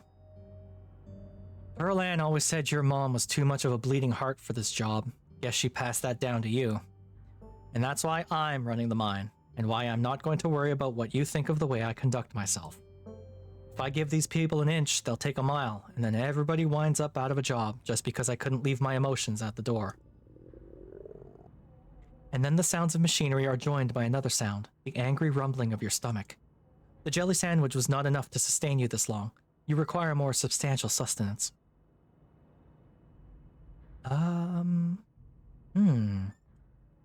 Say nothing, you are stoic, and you won't be defeated by hunger. Hey, are you hungry? I could pick us up something if there's a place to get food. Oh, I guess now that you mention it, yeah. The cafeteria has a mac and cheese I don't hate. It's the building with the big cafeteria sign on it. Try not to get lost. I don't need you falling down any mine shafts. Alright. You get up, leaving Tabitha's office and once again stepping out into the fresh air. Uh-oh. This cafeteria sign is not as obvious as Tabitha made it out to be. All the gray corrugated buildings look vaguely the same. You aren't quite sure what direction you should start heading in. Get directions from a nearby group of miners. Howdy, fellas! You approach the nearest group of miners. You could cut to the chase and ask where the cafeteria is, but you're here among the workers, unsupervised. What's the harm in asking if any of them have seen anything unusual? Hey, it's Pukey! Hi, Zax. How's it going, Pukey? A nickname. Am I part of the gang now?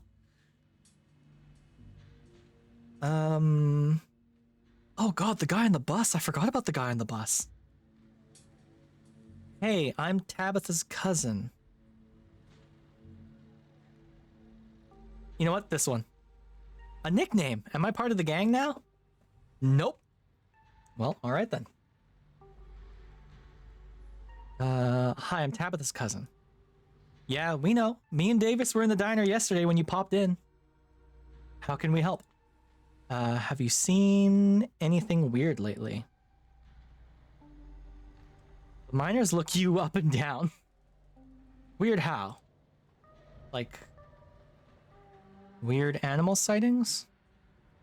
Nope. You been talking to that townie? Oh, I guess that's Harrison.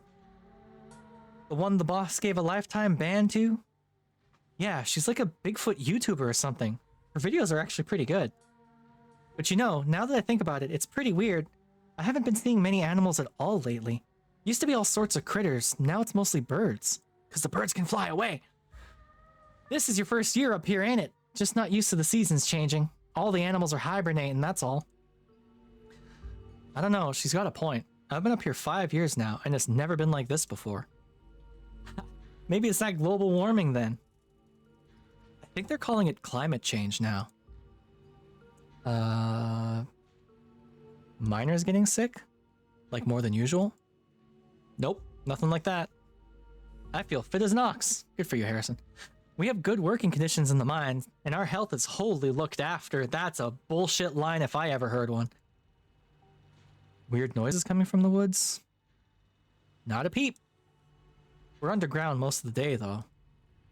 You know, I heard something unusual the other night, though it thought it might have been an owl or something, but it didn't sound right. It was an owl. You're just not used to the local wildlife yet. Okay, I've got a couple other questions. Do you know anything about a guy named Wayne? Yeah, we knew him. He was such a cut up. Miss that dude. Why are you talking about him in the past tense? I met him last night. Wait, what? No way. Isn't that the guy y'all said was, well, I guess he ain't. And he hasn't even skipped town, huh? A pretty unexpected turn of events, if you ask me.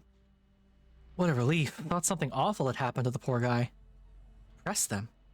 What did you think happened to him? Ain't our place to talk about it.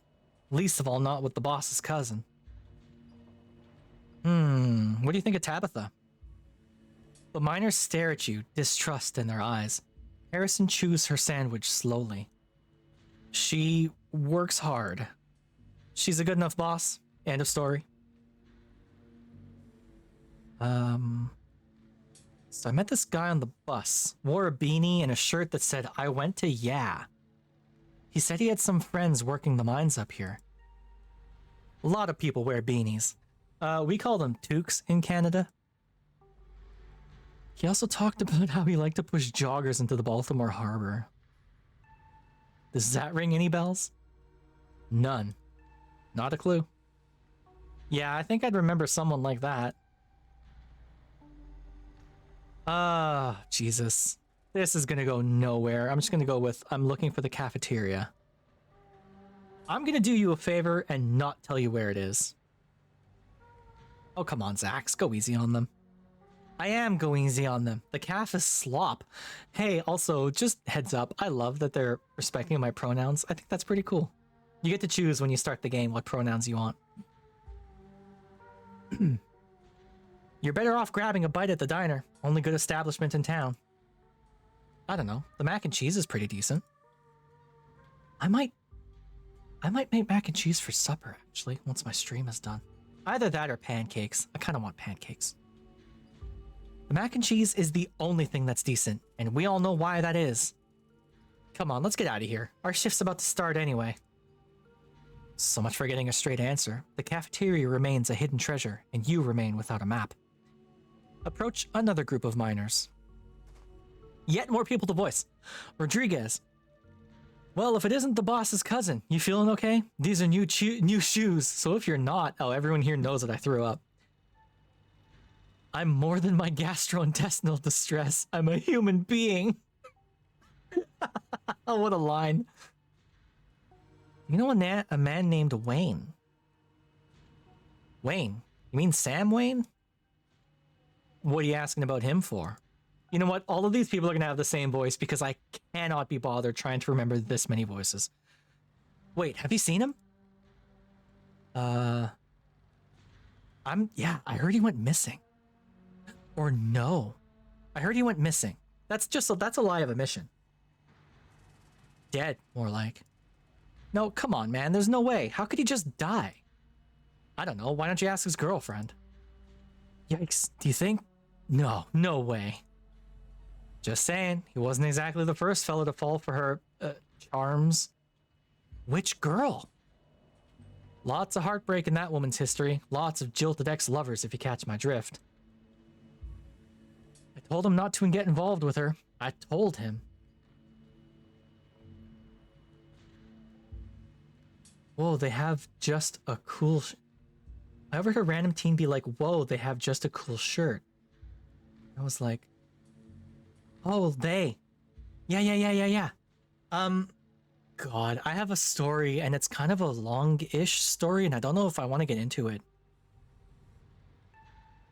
It was the first time I had the thought of, I think the kids are all right. You know what I mean?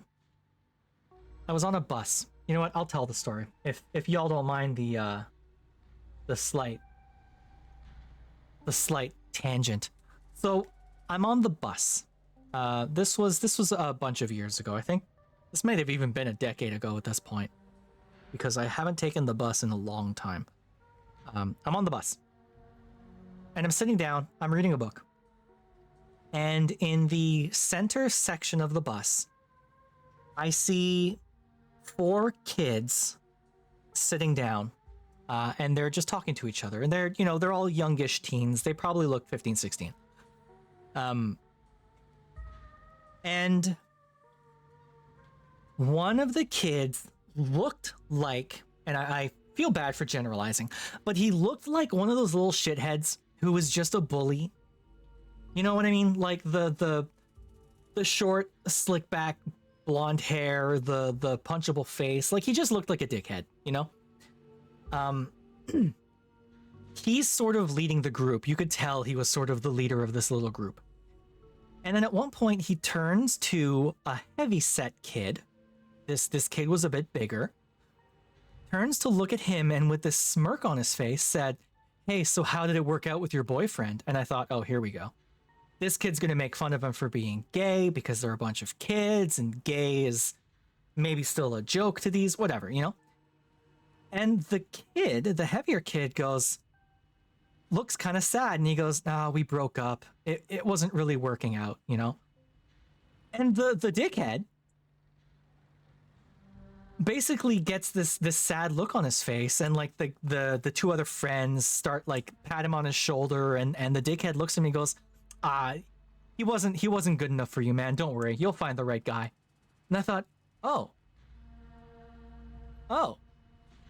like these kids are totally okay with their gay friend. And it's like, when I was their age, gay was still a joking insult, you know? Right? And I thought, oh, okay, this is actually cool. I like this. You know, it wasn't a joke. It was just, yeah, here's our friend. He is gay.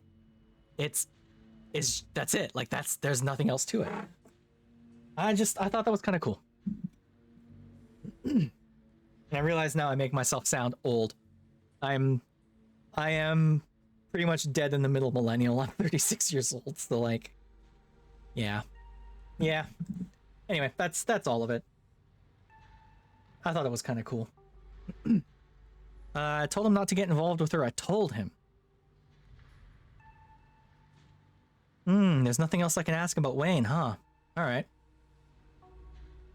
Have you fellas seen anything out of the ordinary lately? Weird how? Weird animal sightings? Strange question. We don't exactly get out much. What does this have to do with Wayne? Yeah, good question. Odd noises in the woods? Nothing but screech owls. Miners getting sick? The boss looks out for our health. It's all on that front, thanks. Anything else? What do you guys think of Tabitha? Now, why would you go and ask a question like that? Are you trying to insinuate something? Horrible woman. Fuck it up, Isaacs. Hell yeah. Now, fellas, let's not go besmirching the fine, gentle lady in front of her own cousin. If Smith is right, she's got a lot to answer for. Alright, fellas, I think we better cool it and get back to work before any of us say something we regret. You're probably right. Oh no. Isaacs. As Smith and Rodriguez turn to leave, Isaacs hesitates. I'll be just a minute, guys. Oh, Isaacs, you and me. Your funeral, man. I wanted to ask you something in private. I'm about to grab something from the caf if you don't mind joining. Oh, yes, please. How serendipitous. You still don't know where the cafeteria is, but this haggard young man has, of his own accord, offered to share his wisdom with you. I'm actually looking for the cafeteria. Great, let's walk. You follow the hard-faced young man, an anxious energy in his step as he escorts you to a building whose cafeteria sign was definitely much smaller than Tabitha made it out to be. Clean up after yourself, please. Banned. Stella and Gretchen are banned. You line up at the steaming piles of subpar food, undoubtedly made as cheap as possible, judging by your cousin's business practices. Still, it smells good enough, and you find your mouth watering in anticipation of the bland offerings. You said something earlier about seeing Wayne. The man's voice is quiet and nervous. Did Tabitha see him? Did she say anything to you about him? Leave me alone. Saw him last night. He's a really scary guy. Oh, thank God. Everyone thought he was dead. That doesn't sound like him, though. He's not. Oh, are we talking about a certain young man who may or may not have caught the boss's eye? That Sam Wayne fellow, wasn't it? Oh, Jesus. Whatever. If anyone asks, we never talked. Got it? Don't want to disappear, too. What's got that kid so jumpy? It's like he never heard of a guy running off because he got broke up with before. Yep, I've skipped town over last. Oh, it's my lucky day. They got the chicken and dumplings. What do you guys know about this Wayne fella? All I know is that a certain someone got involved with somebody he shouldn't have, and nobody in camp's seen him since. I figured he'd just run off to live in that big mansion with his belle. Wayne tried to hook up with Tabitha? Oh. The thought of a strapping young man like him with that sour-faced broad always left such a bad taste in my mouth. Bro. As if you wouldn't fall on your knees if a woman of means showed the slight bit of interest in you, or any woman at all. Fair enough. Yeah, the plot thickens. Wait, are you talking about Tabitha? Yep. You'd best get going. Wouldn't want that hot meal to go cold. No reason to stay here any longer. Jesus Christ. Okay. Uh-oh. You step back out into the weak sunlight, clutching the containers of various beige slops, and start making your way back towards her trailer. But you don't make it far. Something stops you. A strange uneasiness, a feeling of being watched, the smell of sick flesh. Uh-oh. Oh no. Leanne Crum, I wish you could have stayed at the estate. It's dangerous here. Jesus Christ. Yeah. Oh boy. Run.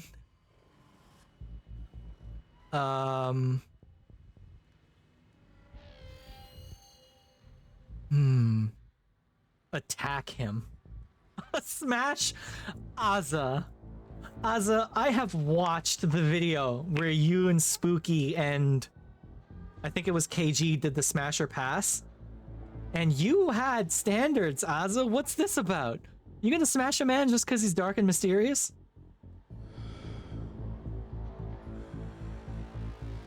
Was that Mortham? Okay, that was Mortham.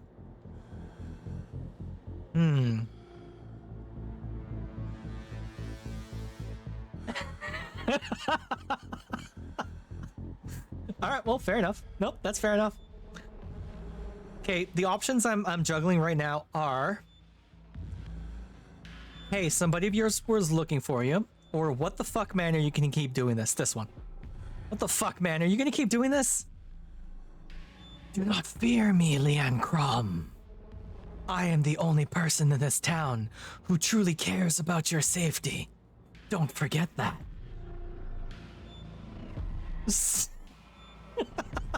That's fair, Azza.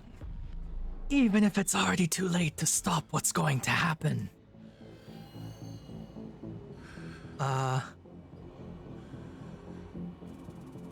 Yeah, where were you while I was in the woods? Watching.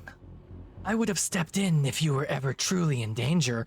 Bro, the fucking mountain lion jumped at me. Run back to Tabitha's office. Though you're now alone, you still find yourself running as if pursued, holding on to the cafeteria food for dear life, your heart beating fast and desperate. Yeah, this is the lurker from before, definitely. Tabitha meets you at the door. Took you long enough. What was there, a long line?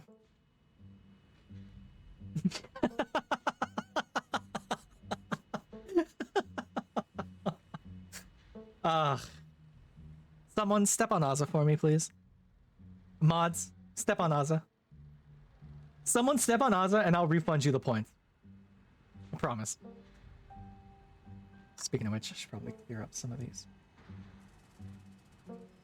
There we go.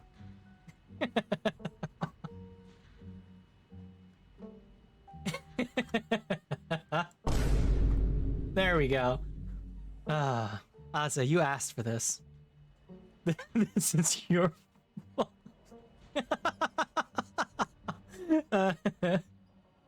I love this redeem. It's so funny.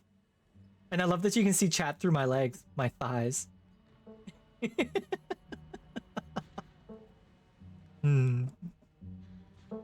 What was there? What? Was there a long line?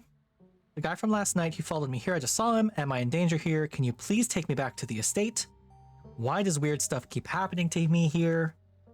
I think I should go home, my home. I just heard some very interesting stuff from the miners about you and that Wayne guy. Okay, I'm not gonna say that. Yeah, just a long line. That's all. You know what? I'm gonna share that I saw Wayne again. Also, Azza, is it actually your birthday? No, you're lying. Okay, I was gonna say, I feel like I would know if it was your birthday. Cat ears! Hey, Umbrella. Welcome, welcome. You missed my 1000 Resist stream yesterday. But we're playing this one, so it's okay. Oh, yeah. Yeah. It's Azza's birthday, and then it's Clem's debut. Flemington. Here we go. Your hijinks are being used against you. The guy from last night, Wayne, he followed me here. I just saw him. The guy in the miner's jacket? You saw a guy in a miner's jacket at the mines, where the miners work. If you want my opinion, I'd say they're playing some elaborate prank on you, which I will put an end to. But in the meantime, don't let them get to you so easy. Your cousin's attention is suddenly drawn elsewhere. She stares past you, focusing on something in the distance. Oh shit. Oh, that's okay, Umbrella. We're gonna keep playing. I finished chapter 3, and my VOD is up if you want to catch that. Like, that's totally a thing. The VOD will stay alive for a couple weeks. So, yeah, we did all of chapter 3 yesterday in 1000 Resist. And now we're here, dealing with whatever the fuck is going on in this game. You'll check the VOD? Cool. Okie doke. Also, I have a new redeem that I quite like. Cloud just used it. Focusing on something in the distance. Is that Stella? Oh. But she's banned. How many times do I have to tell her she's banned before she understands what that means? Tabitha shuts the door, and you both march your way down the hill. As you and Tabitha approach, you're able to pick out snippets of Stella's conversation with the miners. The itchlings. My grandma used to tell me stories about them. Claims she saw one once, and that's why she always had such bad luck. Johnson, I think that's the boss storming over. Is it now? Sure is. Suppose that's our cue. Pardon us. I mean, Stella's kind of cute. Tabby, Leanne Crom, hey, I was just trespassing. I love Gretchen.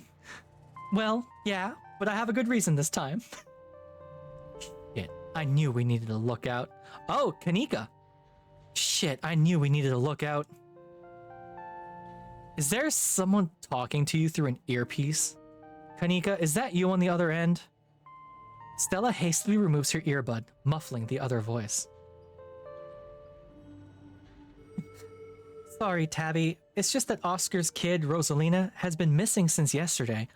So we decided to ask around if anybody had seen her. And while we were at it, we were also seeing if anybody had encountered these things we saw in the woods last night.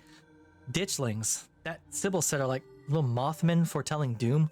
Little Mothman is not what we ran into. Stella. And also there's this guy called Wayne who used to work here, and who Kanika says is super creepy and sick, and... Yeah, right? No, honestly, Cloud, I'm kind of with Az on this one. She froze up. She would have let Gretchen die. Stella. Yeah? Just stop. Stop talking. It's not like I was filming or anything. I'm barely here, I promise. You are standing right in front of me, extremely here. Why didn't you check the usual teen haunts for that kid? The Maxwell place or the gas station or whatever. Anywhere but here, where you are explicitly not allowed to be. I mean, it's the site of one of the worst catastrophes that ever befell the town. If there's another one coming, it makes sense, doesn't it? That's what our research pointed us towards, at least. Our research? Who's we? You and Kanika? Yeah, she would think something awful was going to happen up here. Oh, sorry, that's Tabitha. Yeah, she would think something awful was going to happen up here. She hates me and everything I stand for and thinks the town would be some bustling utopia if I wasn't around to ruin it.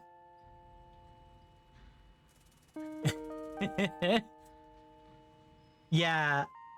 Yeah. Duke is dead because I had to save Gretchen. Like, I had no choice. I had to save Gretchen. But that means Duke is dead. When, in reality, we both know it wouldn't exist without me. Oh. Whatever you're looking for, you're barking up the wrong tree, so just go someplace else before... Tabitha once again trails off. Both she and Stella have noticed the girl with a dark braid and glasses sneaking along the ridge. Forgot to ask earlier. Yes, no, I can talk to animals.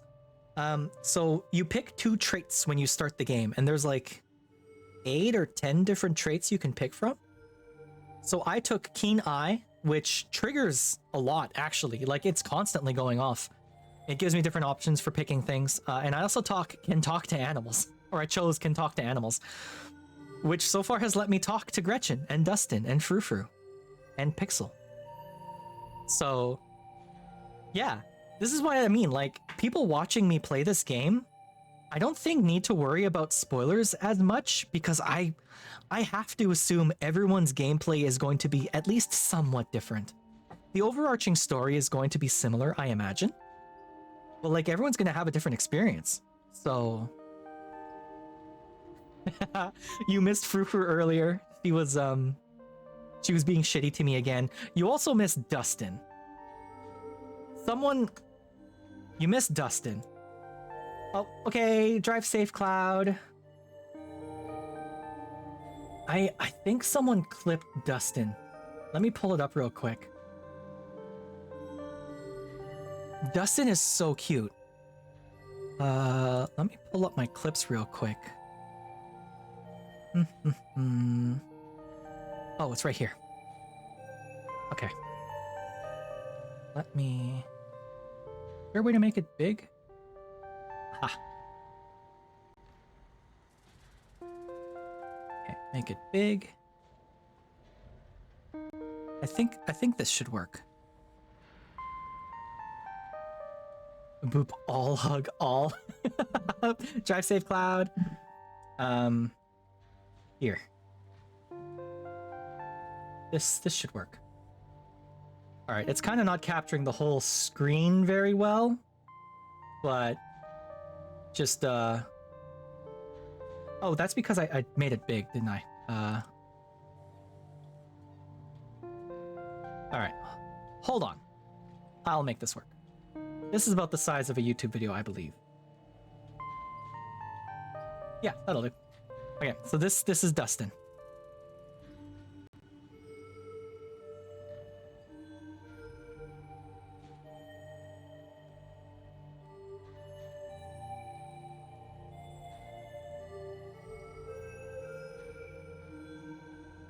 Look at his face!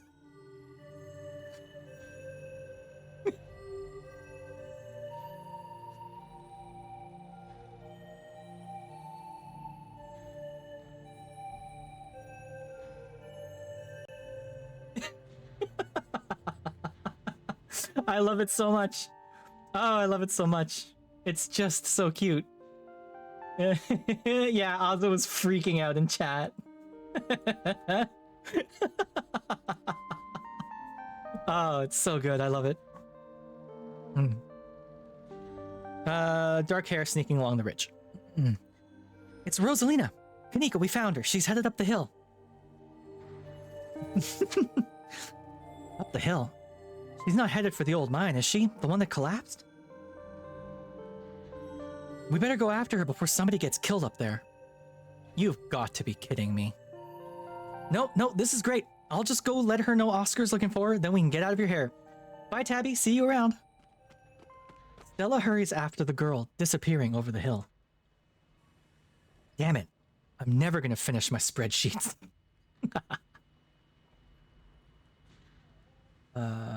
Yeah. Nobody needs to be playing around in those mines. We'd better go break this up. Oh, I think we're about to run into some real shit. Look at this! Look at this in the corner! What is that?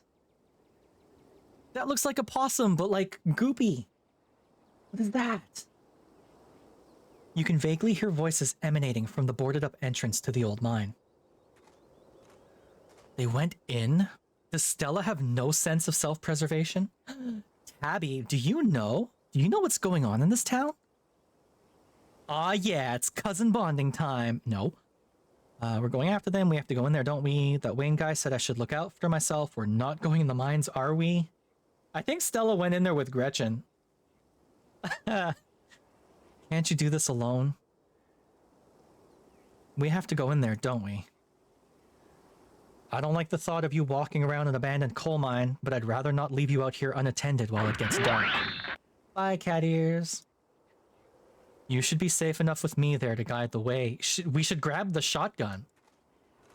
Well, Tabitha huffs her way up to the mine entrance and disappears into the darkness. But what about that? What is that? Follow her. You follow her and enter the mine. Don't crash out, Aza. I will save Gretchen.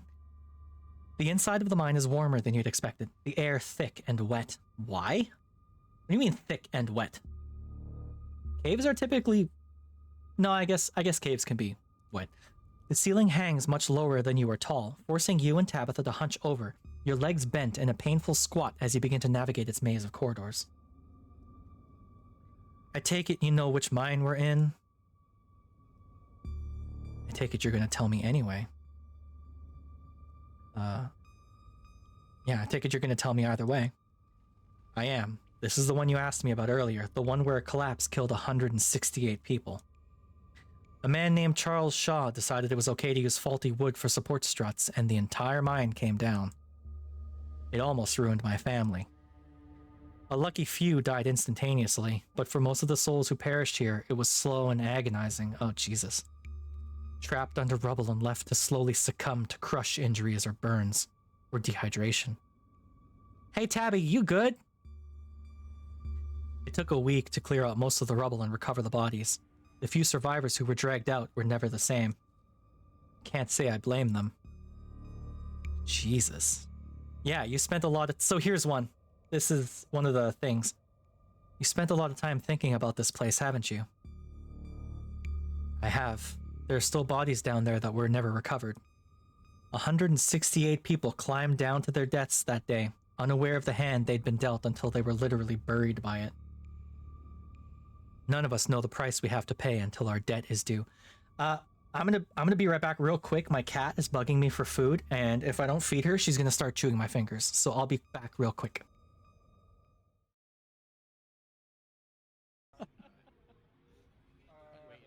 Nemo, we're all gonna slap him at the same time. Go to reorientation. Wait, okay. Okay, on go. Alright, 3, 2, 1, go. He sees blood. Do you all just smack him? Just smack the shit out of him. Alright, we're gonna do the same thing to Nora then. Okay, I'm back. It was very quick. I had the food ready. I just needed to give it to her. Tabitha's ruminations are interrupted by a thunderous knock echoing from deeper in the mine. What do you mean? The hell was that? Probably another delinquent looking for a lifetime ban from my property. Come on, it came from this way. What do you mean this way? There's only one way. Oh my god. Tabitha hastens her pace and quickly disappears deeper into the mine. Follow her, yes. You take a deep breath and follow suit. Oh, Jesus. The deeper you progress into the mine, the heavier the air becomes. Coal dust hangs in thick clouds around you, even though this place was abandoned over a century ago. Echoing through the tight corridors, you and Tabitha can pick up snippets of a tense argument. Wait, which was the shithead teenager? It was Becca, right? I can't believe your dad sent people to follow you. That's messed up. I think that qualifies as harassment. You're right, Becca. It is messed up. I don't need him telling me where I can be. You could at least check in so he knows you're not dead. He loves you and worries about you. He's really not asking for much. Much. Come on, kiddos. There's some real spooky stuff going on in town right now. You shouldn't be hanging out down here. We're not kids. God. Yeah, we're teens. Chill, teen boy? Oh, okay. Yeah, we're teens. Well, you look like a bunch of kids to me. Are those canned strawberry margaritas? Where'd you even get those? Oh no, I know that isn't you, Miles. It had better not be you. Yeah, whatever, it's me. What are you even doing here? Looks like we found our trespassers. I still can't believe that Stella managed to drag Kanika out here. She avoids me like the plague. What's the deal with you and Kanika? Yeah. Honestly, I have no idea. I don't hold anything against her aside from the fact that she's always hated me. She probably just got jealous that Stella and I started spending time together. But that was years ago, so who knows. Yeah, Tabby's definitely bi. The bi in Tabitha stands for bisexual. What do you think of Kanika? I think the two of us are more alike than she'd ever care to admit. I respect her, but don't tell her I said that. I wouldn't want to appear weak. No offense, but you are a little rough around the edges. I mean... I said it. Doesn't mean she has to give me a hard time. Have you tried talking to her? No. Even if I tried, it's not like she'd listen. Probably. Look, I've kind of given up on other people understanding me. It doesn't matter. Let's move on. They're close. Okay. Whoa! The whole shit ton of teens down here. And Gretchen! Stella! Fuck's sake, girl! You breathe a sigh of relief as the tight passageways give way to a small cavern. Within, a group of teens engages Stella and Kanika in a heated argument. All of them are too caught up in the moment to notice you or Tabitha approach. My dad is a foreman at the continuous mining facility, and he says they only abandoned this mine because there wasn't enough coal left. So it's actually really safe, and we can hang out here whenever we want. Wait, Becca, I thought your dad was a charge hand. No, Alexis, he got promoted last month.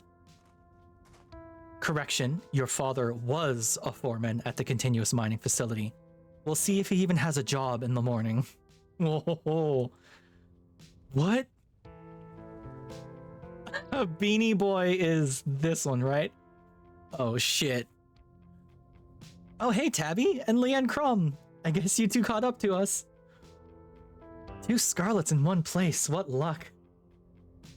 Yeah, right, Azza? 100%. I agree with you. I loved Gretchen's tongue. Well, at least maybe you two can talk some sense into these kids. They clearly don't respect my authority. I like Kanika. Kanika's very pretty. Hey, don't talk about us like we aren't here. Yeah, we can hear you. Alexis, don't butt in. I'm trying to make a point. But none of you understand what a boarded up mine entrance is supposed to mean? It means it's closed, condemned, not fit for human use. Aw, come on. This place is way sturdy. Check it out. Fuck. The teen with the beanie jumps up and slaps a strut on the ceiling. Oh. Was that the knocking we heard earlier? Oh my god, Zane, cut it out. You're embarrassing us. I'm sorry for Zane's behavior. I don't think he realizes how extremely 8th grade it is to jump up and hit things. No offense, Rosalina. Jesus Christ. None taken. The other 8th graders are totally immature. Oh my god. Not like you, Rosalina. You're chill and smart, too. Enough. The damage is already done. Now leave. I am putting my mother in the ground this week. I do not have the patience to deal with children. Can't believe I actually agree with Tabitha about anything, but this is the worst place I've ever been in my entire life, and I would like to see the sun again before I die. Aw, come on, you guys. Maybe it's not a big deal. We used to do dangerous things all the time, and I still do dangerous things now.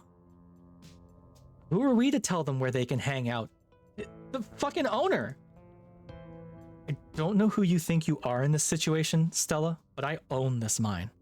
It is entirely within my rights to tell them to leave, much like it is entirely within my rights to tell you to leave. Was your lifetime ban from my mines not a clear enough message for you? Yeah, Stella's an idiot.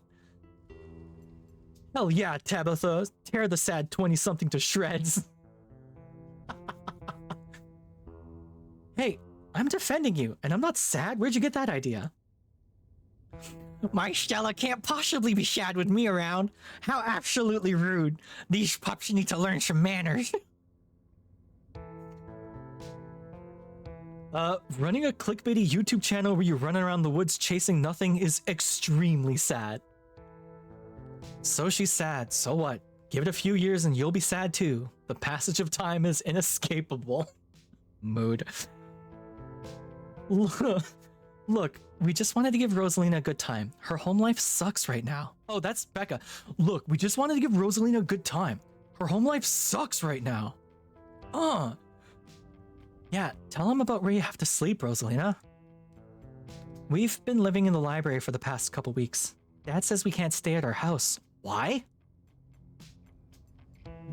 They've got a hot plate and a couple cots in one of the back rooms. It's actually a pretty sick setup. No, it isn't, Zane.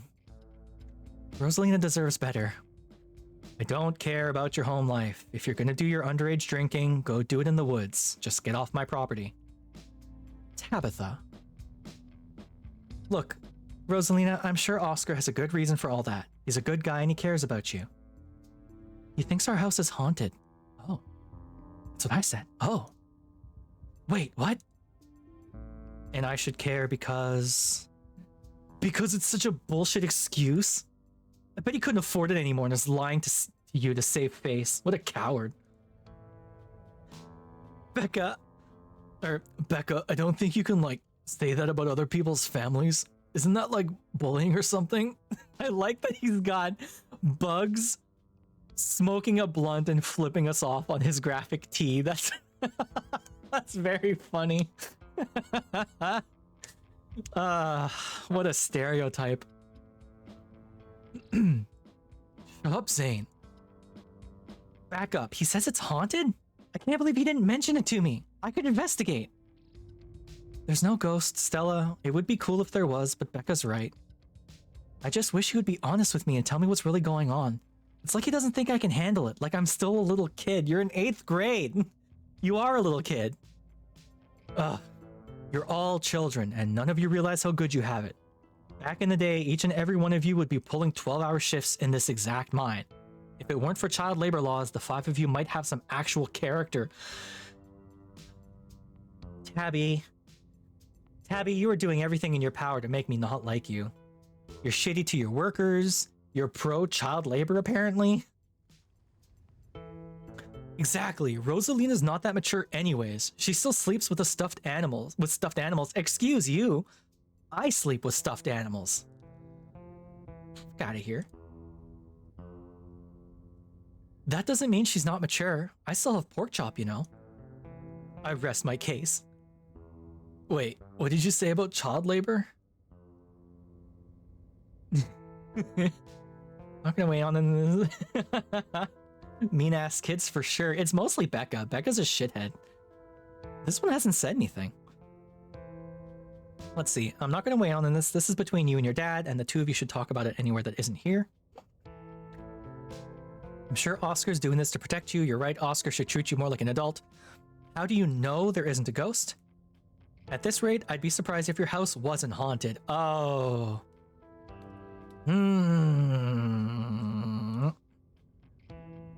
At this rate, I'd be surprised if your house wasn't haunted. I've seen some real bad things in this town. Even if it isn't a ghost, it doesn't mean Oscar is lying to you. Ugh. Why are all the adults in this town such weirdos? Ugh. There is no ghost. There's no such thing as ghosts. Oscar's just lying.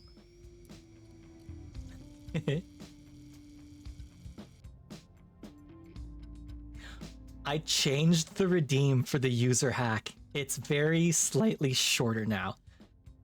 Because in past streams, I've had people like pummel it and it's just on my screen for like minutes at a time. So I shortened it down a little bit I think it still gets the point across, though. I think it's still pretty cool.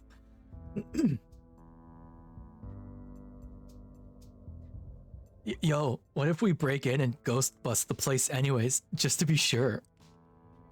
Oh my god, Zane, you can't ghost bust if there's no ghost. Also, Rosalina lives there. Rosalina lives there. She can't break into her own house. There's no ghost that you know of. I bet we could figure out how to bust it if it's actually real. And if it isn't real, well, problem solved. You know, Rosalina, you can always stay over at my house until Stella ghost busts your place. We have a finished basement with a pull-out couch. Why are we talking about this like it's a thing? It's not a thing. There is no ghost. Don't care. I can't believe I wasted this much time trying to argue with children. I'm washing my hands of this and calling the cops. Feel free to leave before they show up. You hear that, Miles? We're leaving. I suggest the rest of you kids leave this empty mine back before someone gets black lung, or gets crushed by rocks, or meets any one of many terrible fates people tend to meet in abandoned mines. Oh, well. Here we go. Kanika is interrupted by a pair of thunderous knocks.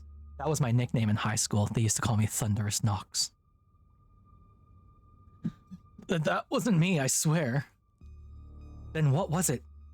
Come on, Stella, didn't you have a whole list of perfectly natural explanations for scary mine noises?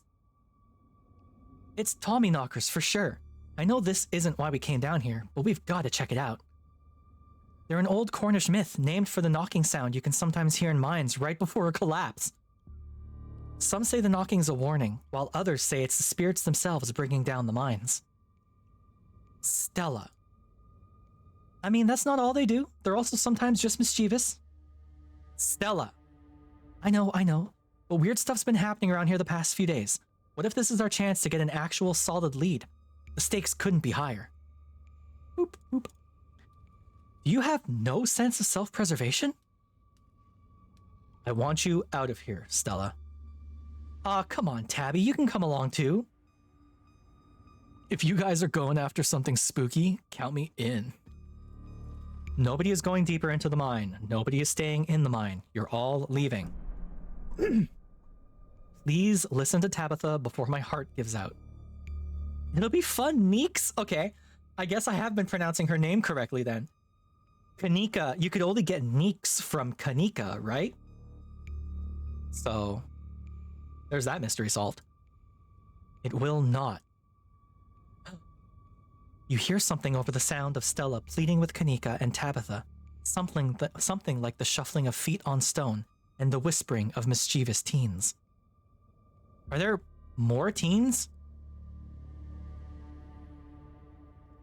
You turn to see Becca and Alexis gone, and Rosalina anxiously hovering in front of a small tunnel in the cavern wall.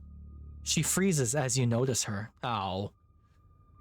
Strawberry Blast Margarita can.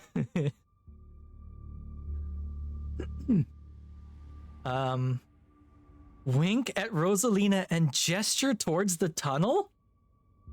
Abso-fucking-lutely not. Yeah, no, this is Nutty Putty Cave. We're not doing this. Stop arguing, you knuckleheads. The teens are slipping away. Wait, what? Rosalina, don't go in there. Becca and Alexis, stop trying to get us killed. Sorry, guys. I'm gonna hang back. Yeah, look at this! I knew you weren't cool enough to hang out with us, Rosalina. Come on, Alexis. We'll have more fun without her. Oh, alright. Are you kidding me? Rosalina, what were you thinking? What were they thinking? I don't know. I'm so sorry. Unbelievable. Wow, Kanika. Maybe if you weren't still scared of the dark or whatever, you would have noticed them sneak off. I noticed them sneak off, and like, I've been zoning out the whole time we've been here. They must have squeezed through that child-sized tunnel. Yeah. Dang, I've always wondered where that goes. I've never been able to get these hips through there. Stella. It's probably for the best, dear. Stella, stop sneaking into my mines. Please, I am literally begging you.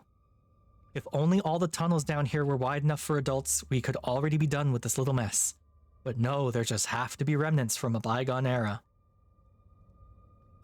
Didn't you just talk about how child labor was the good old days a minute ago?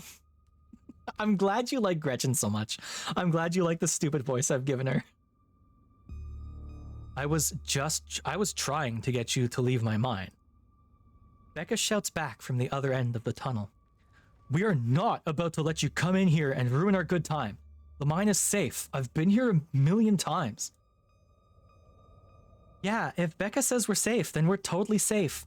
Also, sorry, Rosalina. I'll see you tomorrow. Oh, ads again? Has it already been another hour? Holy shit. Whatever. Come on, Alexis. I know a cool spot this way. Okay, I think I know where that tunnel rejoins the rest of the mines. I'll go look for them, and I want each and every one of you to take note of the fact that I'm doing that. Ads are coming up in 10 seconds. Wee woo, we got ads. We got ads coming up in 10 seconds, everyone. 2, 1. I'm not gonna stop playing. I'm fully invested in this. Also, I'm sorry if I woke anyone up just now. If those idiots get themselves lost and die, I am not letting their families sue me into the ground. Are those really your priorities right now? Yeah. Do you have a problem with that? Oh, you're not in bed yet? Isn't it late where you're at, Testy? Ah, Spooky. I guess I woke Spooky up. Hi, Spooky. I want the rest of you out of my mind. Except for you, Leanne Crum. I'm not letting you out of my sight. Oh, Desty, go to bed. Ozzy, you go to bed too. It's getting late over there, isn't it? Isn't it like 11 over there now? And there's the ads. Blink twice if you can still hear me. Yeah, sure. I could never fit in that tunnel anyways. They have crossed a barrier that I cannot, so my time here is up. You don't know that, Azza. I could be. No, I do want you in chat. I just want you to take care of your health more, that's all.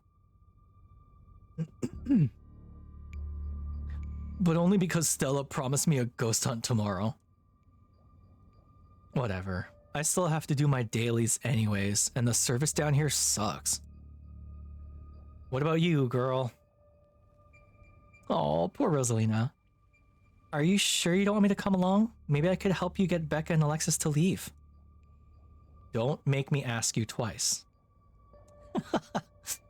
I'm happy to... The ball's hardened.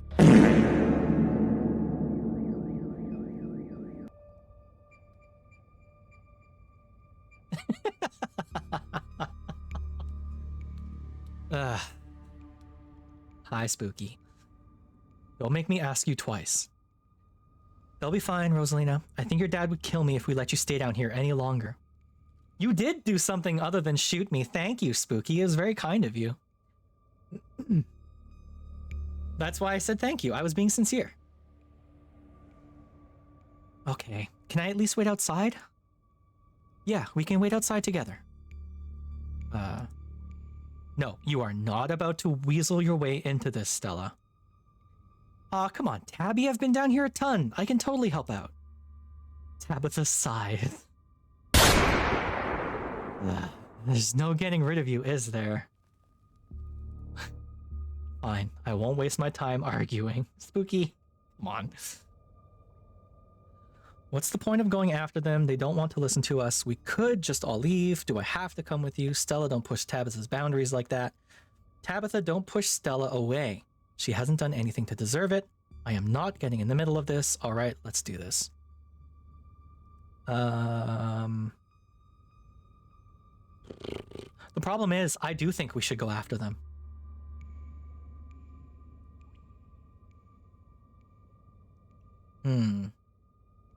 And like, none of these sound great.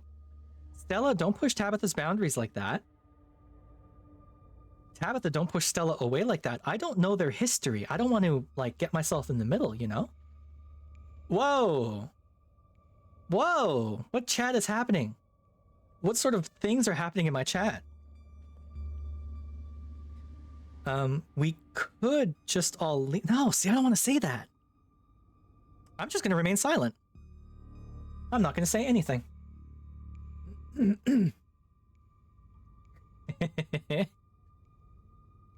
Let's not linger any longer than we have to, shall we? Want me to take Gretchen with me? I don't know if it'll be easier to cover more ground without her. Yes, Kanika, take Gretchen. Take Gretchen. Excuse me, I am a formidable and self-sufficient monster hunting companion. Spooky. Spooky. Absolutely not. Spooky. Come on. You're lucky I forgot to turn my blur filter back on, so I wasn't able to activate it. But come on, Spooky. None of that.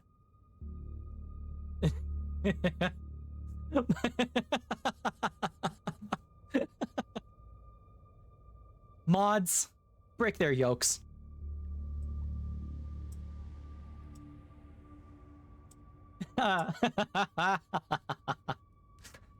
I know. I'm not actually surprised. This is what I expect from this group. Whoops. Oh no. Gretchen said, "I'm a formidable, self-sufficient monster hunting companion." Haha, yeah, that's probably for the best. I don't want a repeat of last night, and who knows if we'll have to do any climbing. Yes! Yes! Gretchen is maybe safe. Maybe. Gretchen won't be with us in the mountains, but she'll be out in the woods after dark, right? So, like, I'll see you on the other side. Hopefully soon. For sure, we won't be long. Is it not? Wait, that can't be true. Why isn't it letting you choose yourself? Oh, that's weird. Well, I'm stepping on you now. I don't know why it wouldn't let you choose yourself. That's very strange. It should let you choose yourself. Stepping on Spooky's face. Get ground into the dust, nerd. You like this, don't you, Spooky?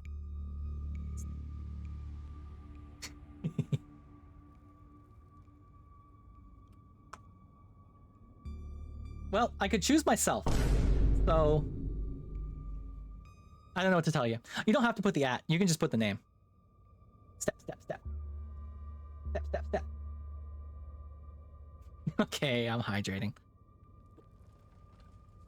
Ah. Mm-hmm. Hi, Ninja. Oh, big stretch. Oh. Yeah, ouch. Ouch, ouch, ouch, ouch, ouch. Oh, I don't want to pop the other side of my back. Jesus Christ. Getting so old, y'all. I'm so old. Spooky, one day when you're my age, you'll see what I'm talking about.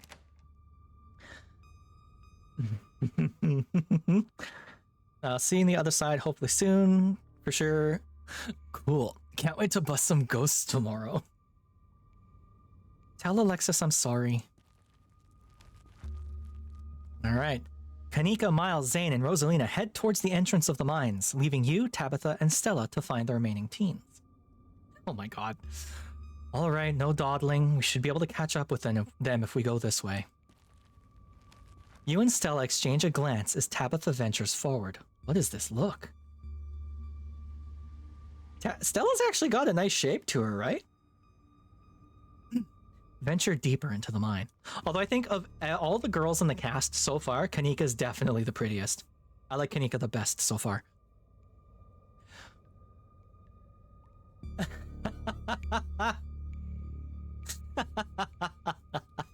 No. Bad. As the three of you move deeper into the mine, you hear echoes of conversation bounce across the walls. Becca, why are we doing this again? I thought you thought Tabitha was, like, really cool. Why are you trying to get her all mad? We're doing this because Tabitha is really cool. She doesn't let anyone boss her around, so we can't just let her boss us around. Aw, you hear that, Tabby? Someone thinks you're cool. Can't believe she used to hang out with a nobody like Stella. Ugh. Well, if you don't hurry up, Spooky, the moment will have passed. You're gonna have to clip it from the VOD or something. Are you making track? Are you keeping track of the time?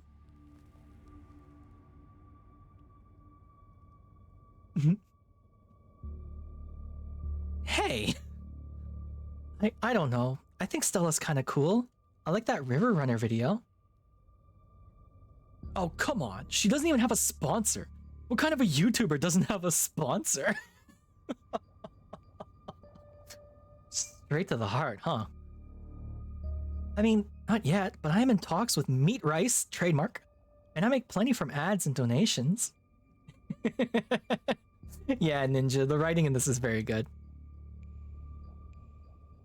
Dang, Stella, Meat Rice? That's a big deal. Aw, man, I wish they were gossiping about me. How does it feel to have a teen girl think you're cool, Tabitha? ... I feel nothing about it. The opinions of children don't interest me. I don't know, you kind of hesitated there. You're reading into things that aren't there, Stella. Just because your livelihood revolves around what people think of you doesn't mean that I care what people think of me. Congratulations on your sponsor, though. Aw. Dang, Meat Rice? That's a big deal. They're on like every big podcast. Oh, so it's HelloFresh. Thank you, thank you. It feels like a really big step for the channel. I just wish Becca hadn't said all of the things she said tonight. She's just being mean. It had nothing to do with you. Ah. Okay. This game is too scary to shoot at me. You've seen how she treats everyone tonight, except Tabitha. Yeah, I guess you're right. I'm surprised you don't have a thicker skin about this, Stella. You've never struck me as someone who let other people's opinions bother you. If you did, I wouldn't have to try so hard to keep you off my property. Well, I know you don't mean it. Agree to disagree. These two are definitely exes. 100% these two were dating. I'm just glad they're not gossiping about me. Yeah, I know they're just teens, but some of that stuff stung. You think they're cute? Oh my god. Another knock, closer, interrupts your thoughts, followed by another, followed by another. Is it just me, or is that knocking coming from the same direction as those kids? Dusty, what did you try to link just now? It's not just you. I really don't like that knocking. Calm down, Alexis, it's just mind sounds. Did you see that? No, it was just a shadow. There's nothing to get freaked about. Becca, I swear, I saw something. Shut up, there's nothing down here. Stop trying to scare me. Ugh! Are we sure the tunnel they went through is going to meet back up with us? What did they see? What if they're the ones doing the knocking? What if this is all a terrible prank? Tommy knockers, those poor kids. I knew coming down here was a bad idea. Can't believe there's making you do this. They'd better get grounded when this is all said and done. This game has so much writing. Are we sure the tunnel they went through is going to meet back up with us? Yes, I'm familiar with all of the old maps of this place. There should be a central chamber not too far from here where everything joins back up. Oh, Dusty. What did they see? Tommy knockers. It's not Tommy knockers. They're probably just jumping at their own shadows. You said it yourself, Stella. As soon as they got deeper into the mine, their bravado in the face of authority would vanish into a puff of smoke. Wait. Oh, the meat step? Oh, no.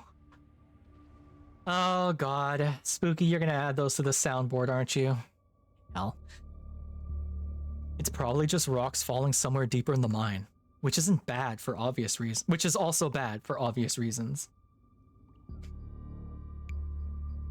And you coming down. I can't believe they're making us do this. They'd better get grounded when this is all said and done. As much as I appreciate the sentiment, I hope you're wrong. If they get grounded, it means people found out about this. I hate dealing with parents. Look on the bright side, Leanne Crom. If they didn't come down here, we'd have missed out on a golden opportunity to get spooked. Tabitha glares at Stella. We're getting closer. Let's keep moving.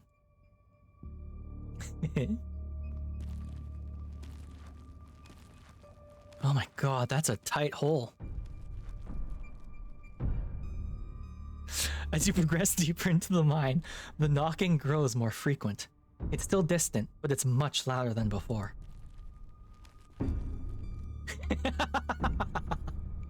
Why is there a ladder? What? What's wrong, Spooky? What are you AOing about? The tunnel ends abruptly in front of you. A century-old ladder is the only way forward.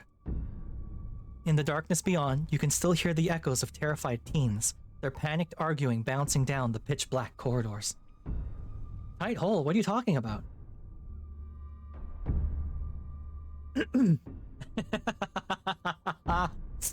Oh, Desty, don't give him tips and tricks. Becca, we need to leave. This isn't fun anymore. This is plenty fun. I bet you're only saying that because you want to hang out with that dorky crush of yours. She's just an 8th grader. Yeah, Ninja's got it right. We love some tight holes. Don't you love these tight holes? Becca, this isn't about Rosalina. I know you can hear that knocking. And here we are. The tunnel they crawled through passes through the chamber below, and it sounds like they're still down there. Hey, Azza. I've never been this far in. Congratulations, Stella. You got what you wanted. Oh, boy. Tabitha crawls up to the ladder and disappears over its edge. All right, let's do this. Oh god, we're gonna run into some shit. Stella hoists herself over the edge and begins the climb down. Follow them down into the pit. You walk to the ladder and climb down. Oh god. Ah, we found them. Hey kids. Oh great, the adults are here. Thanks Alexis, real nice. Oh, so many keen eye things. Oh cool. Becca, is needing to feel like you're better than other people so important to you that it's worth being buried alive over? Do you have an actual death wish? Because I can see this place starting to collapse. Becca, what are you doing? Alexis, you're so much braver than you think you are. You don't need to let Becca kick you around. Oh. Yeah, Becca's a shit. Alexis, you're so much braver than you think you are. You don't need to let Becca kick you around. Stella liked this. Stella liked that. The little pop-up just went boop, boop, boop. Stella liked that. Plus plus. Excuse you? No, excuse you, Becca. I don't want to be down here. I don't want to hang out with you. I just want to leave, and I'm going to do that right now. Whatever. This isn't fun anymore. Fine, we'll leave. God. Then do it. Leave. Now. Whoa, good job. As Becca and Alexis move towards the ladder, the black chamber before you draws your focus. I don't see any eyes in the distance. The voices around you, those of the teens and your companions, sound odd, distant. Step forward? What? No, why is it the only option? No.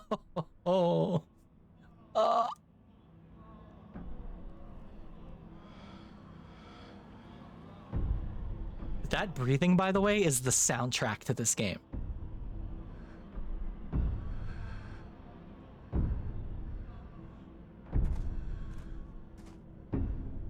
There is something in the darkness before you that's much louder, though you don't hear it. You don't hear it, but you can feel it in your chest, a desperate need to perceive and be perceived. Wrap yourself in the darkness of the pit. Hey, are you alright, Leanne Crom? Bear witness. What do you think you're doing? Get away from there. Your cousin dives towards you, but not before the...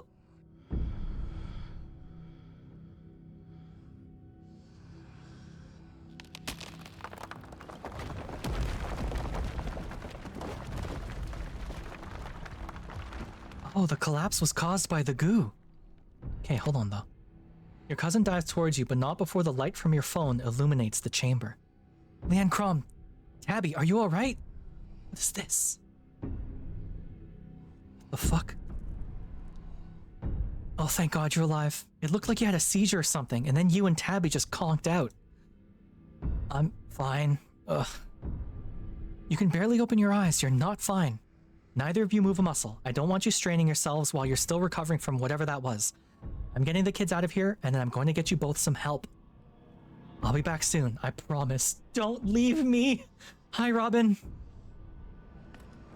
You fade back out of consciousness as your companion clambers out of the pit, intent on your rescue. Oh, it's... You raise up on your elbows, head still swimming from the visions, your surroundings coming back into focus. Your head throbs as the knocking continues, now magnitudes more intense than ever. You can't help but notice the timber struts around you trembling, as if they were being struck by invisible blows with each knock. They're all that stand between you and the many tons of rock over your head, and they suddenly seem terribly fragile. Hi, Robin. Trying to leave Grandmaster? I didn't know that there was higher than Grandmaster. Good luck, though. I wish you luck. I don't play Rivals anymore because I don't find it fun. Because I don't care for PvP games. Although the drunk Rivals night we had was a lot of fun. That was actually quite a bit of fun. Spooky, we gotta do that again.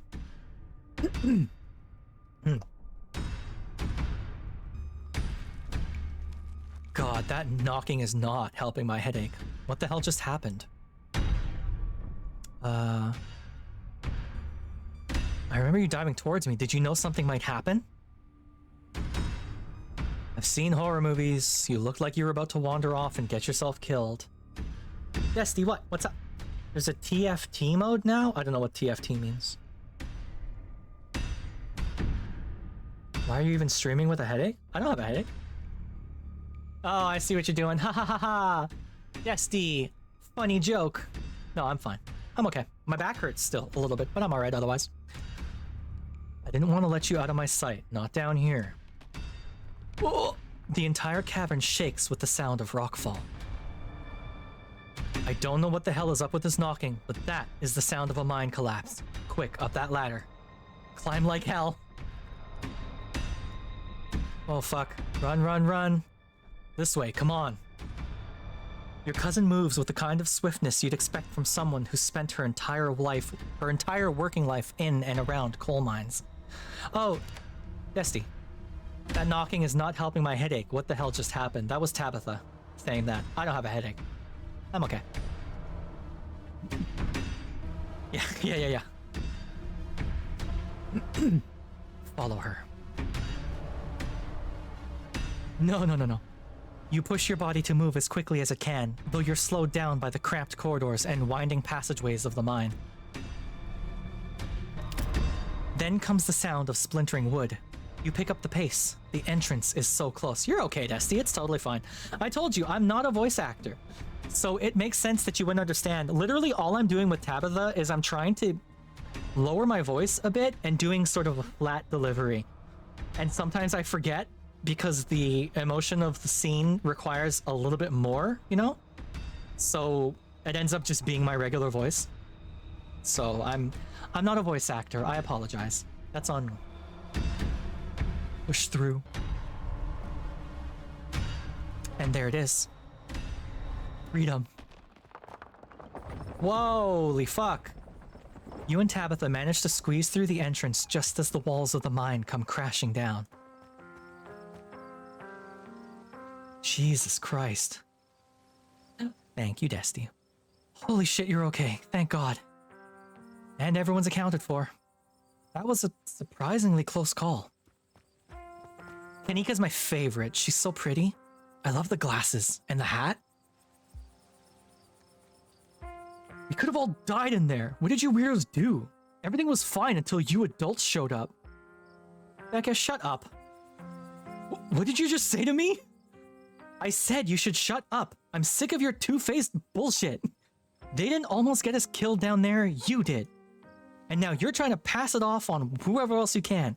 It's just a cherry on top of this whole shit show of a friendship. Fuck it up, Alexis. I'm really not a good headspace for this conversation. I could have died in there. Why are you doing this to me? No, enough. No playing the victim this time. Being friends with Rosalina has made me realize how horrible you are to me. Friends aren't supposed to be mean to each other. Friends shouldn't be scared of each other. I never wanted to go into that stupid mine. It was your idea and we could have died. If these grown-ups hadn't shown up, we could have been buried alive in that stupid little tunnel drinking stupid strawberry margaritas in a can. Screw all of you. God.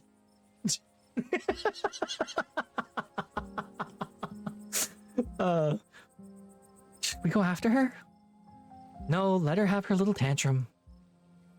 Did that feel good, Alexis? Finally telling her off? Yeah, I guess. She's gonna be so mad at me. She probably won't talk to me for a week. Maybe a month. Maybe the rest of my life. It's okay, Alexis. We don't need her. What do we do now? Now I drive you two home. I've already texted your parents, and I'm sure they're worried sick about you. Rosalina and Alexis duck off to the side as an exhausted Tabitha approaches your group. I'm gonna go get my car, and then we're going home. Tabby. Oh, Gretchen. Tabitha leaves towards the active mine without another word, and you're afforded a quiet moment to catch up with Stella and Kanika. My vision. There was a stone carving on the wall of that pit. It gave me some sort of vision. I saw what happened to this place. Are you sure you didn't just hallucinate? You were at the bottom of an old mine. I don't know, Neeks. You weren't down there. Leanne, Crom, and Tabby had, like, simultaneous seizures next to a creepy stone carving. It was like something out of a movie. We sure dodged a bullet tonight, didn't we? Yeah, thank God you noticed them sneaking off. You were incredible down in the pit, too. What happens now? Looks like Tabitha's back. I'd better drive these kids home. Come on, let's get back to the estate. It's been a long day and I need it to be over. I'll see you tomorrow, okay, Leanne Crum? Tomorrow? You've already ruined my evenings on 2 consecutive nights, Stella. What do you think you'll be doing with my cousin tomorrow? We're going ghost hunting at Oscar's, remember? We talked about it in the mines. You were there. I didn't think you were serious. Leanne Crom, you have her number, right? Keep me... Oh, that's Tabitha again. Leanne Crom, you have her number, right? Keep me posted on what she's doing. Let me know if that ghost hunt actually happens. It's weird that you care about what she's doing so much. Clearly I have to. Come on, let's go. Tabitha starts walking to her car, pulling you by your arm. I'll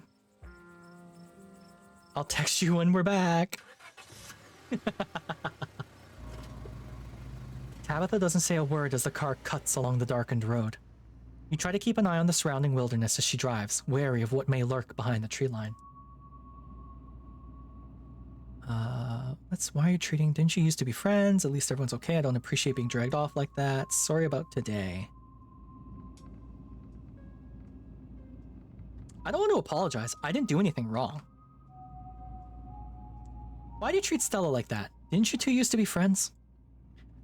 It was a different time in my life. I just wish she'd gotten that we're not in high school anymore. I'm a different person than whoever she thinks she knows.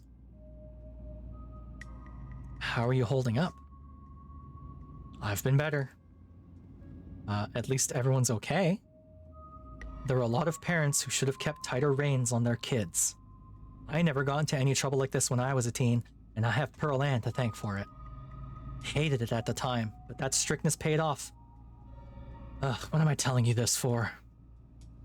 Whoa, are we bonding? You can tell me stuff. I'd like to know more about you. And about Pearl Ann, for that matter. Hi, Clem! I see you were off playing Warframe, Clem. How's that going? Oh, you're just saying hi. Okay, I retract my question then. No questions for Clem. Enjoy your just saying hi. Maybe later this week. I don't have the energy to get into it right now, but I think I'd like that. Oh, your Lancer games now. Cool, have fun. Have fun. I should try and get into that game with you. I'll make myself my Caliban character that I was going to play in the one game of Lancer I tried to join, but it fell through. Hydrate. Okie doke. I'm constantly wiggling my posture, so don't worry, I got that on lock. And a stretch. Okay. No free yawn for you though. Sorry. Ugh. I lied. Ugh. One free yawn. It was the head pat that did it. Remain silent. I've got to focus on the road. Enjoy your lurk. Enjoy your game. Sorry about today. It's fine. Ride in silence. Your eyes wander back to the tree line as you and Tabitha sink back into silence. Oh, here we go. You once again cross the threshold into the estate, the musty stench of the decaying mansion greeting you with its undertones of mildew and wood rot. Well, this day was a lot more stressful than it needed to be, but at least nobody got hurt. I'm going to bed. I suggest you do the same. I'll see you in the morning. Tabitha turns and makes her way up the stairs. Turn in.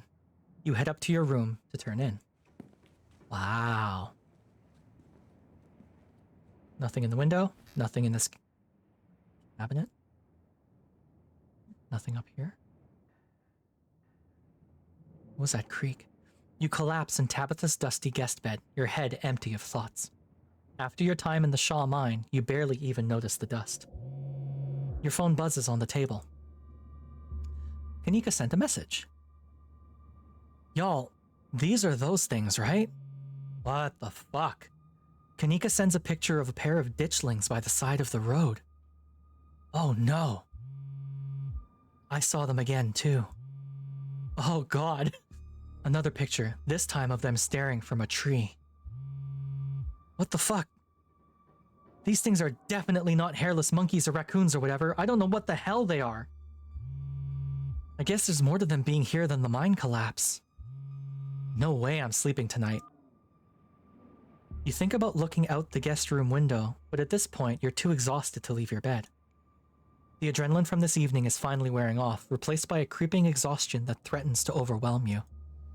Your limbs feel heavy. Arms are weak, mom's spaghetti. Your eyelids slipping down over your eyes even as you stare down at the ominous pictures on your phone. If it weren't for the pit of dread balling in your stomach, you would almost feel comfortable as you settle in between the covers, your tired bones sinking into the decrepit mattress. Yeah, what the hell? When you close your eyes, you see the shadowy figures that gathered behind Stella in the mines. Your thoughts are drawn to the carving on the wall and to the visions it imparted upon you.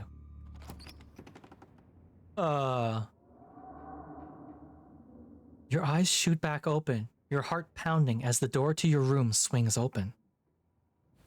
Oh, fuck. Just the cat. It's always just the cat. Hi, Frou-Frou. How did you open the door, Frou-Frou? Don't read into this. The woman kicked me out. Just want a warm place to sleep.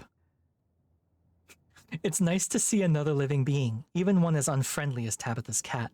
The comfort of her presence sets your mind at ease, and you finally slip into a deep sleep. Umbrella, you still here? It's your favorite character. Oh, Betty buys. Oh no. Oh no.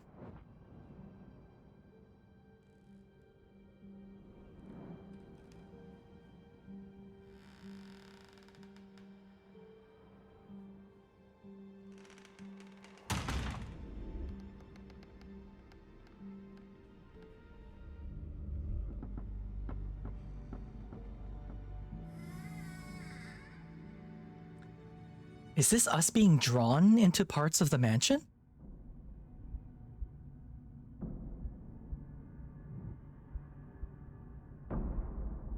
Oh shit. Oh no. That's the end of episode 2.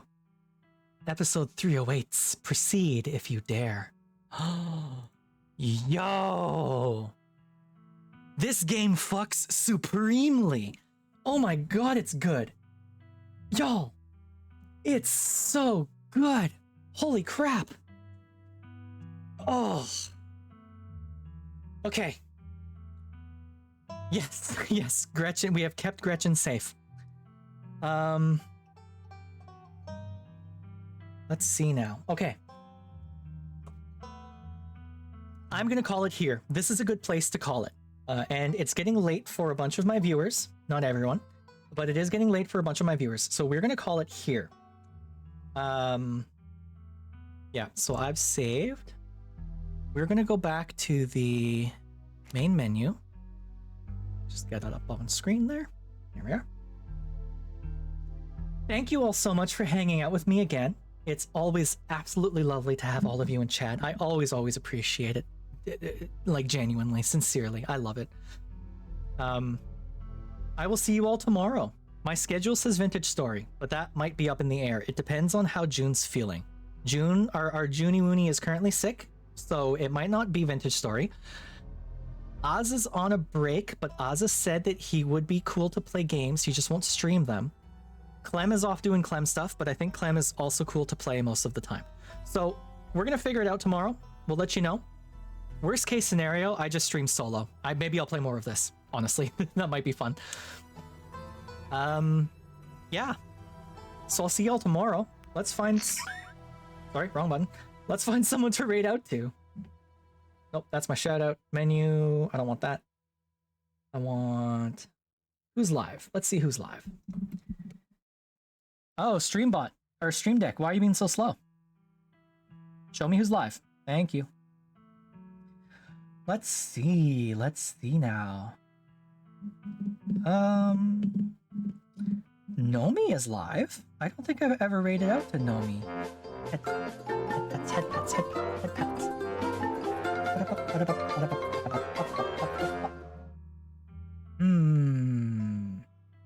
There's a bunch of people with thousands of viewers. I'm not going to raid to them. That would be ridiculous. Oh, I know what I should do. I will open up Nomi's and yours. And I will also check my own to see if someone else is playing this currently.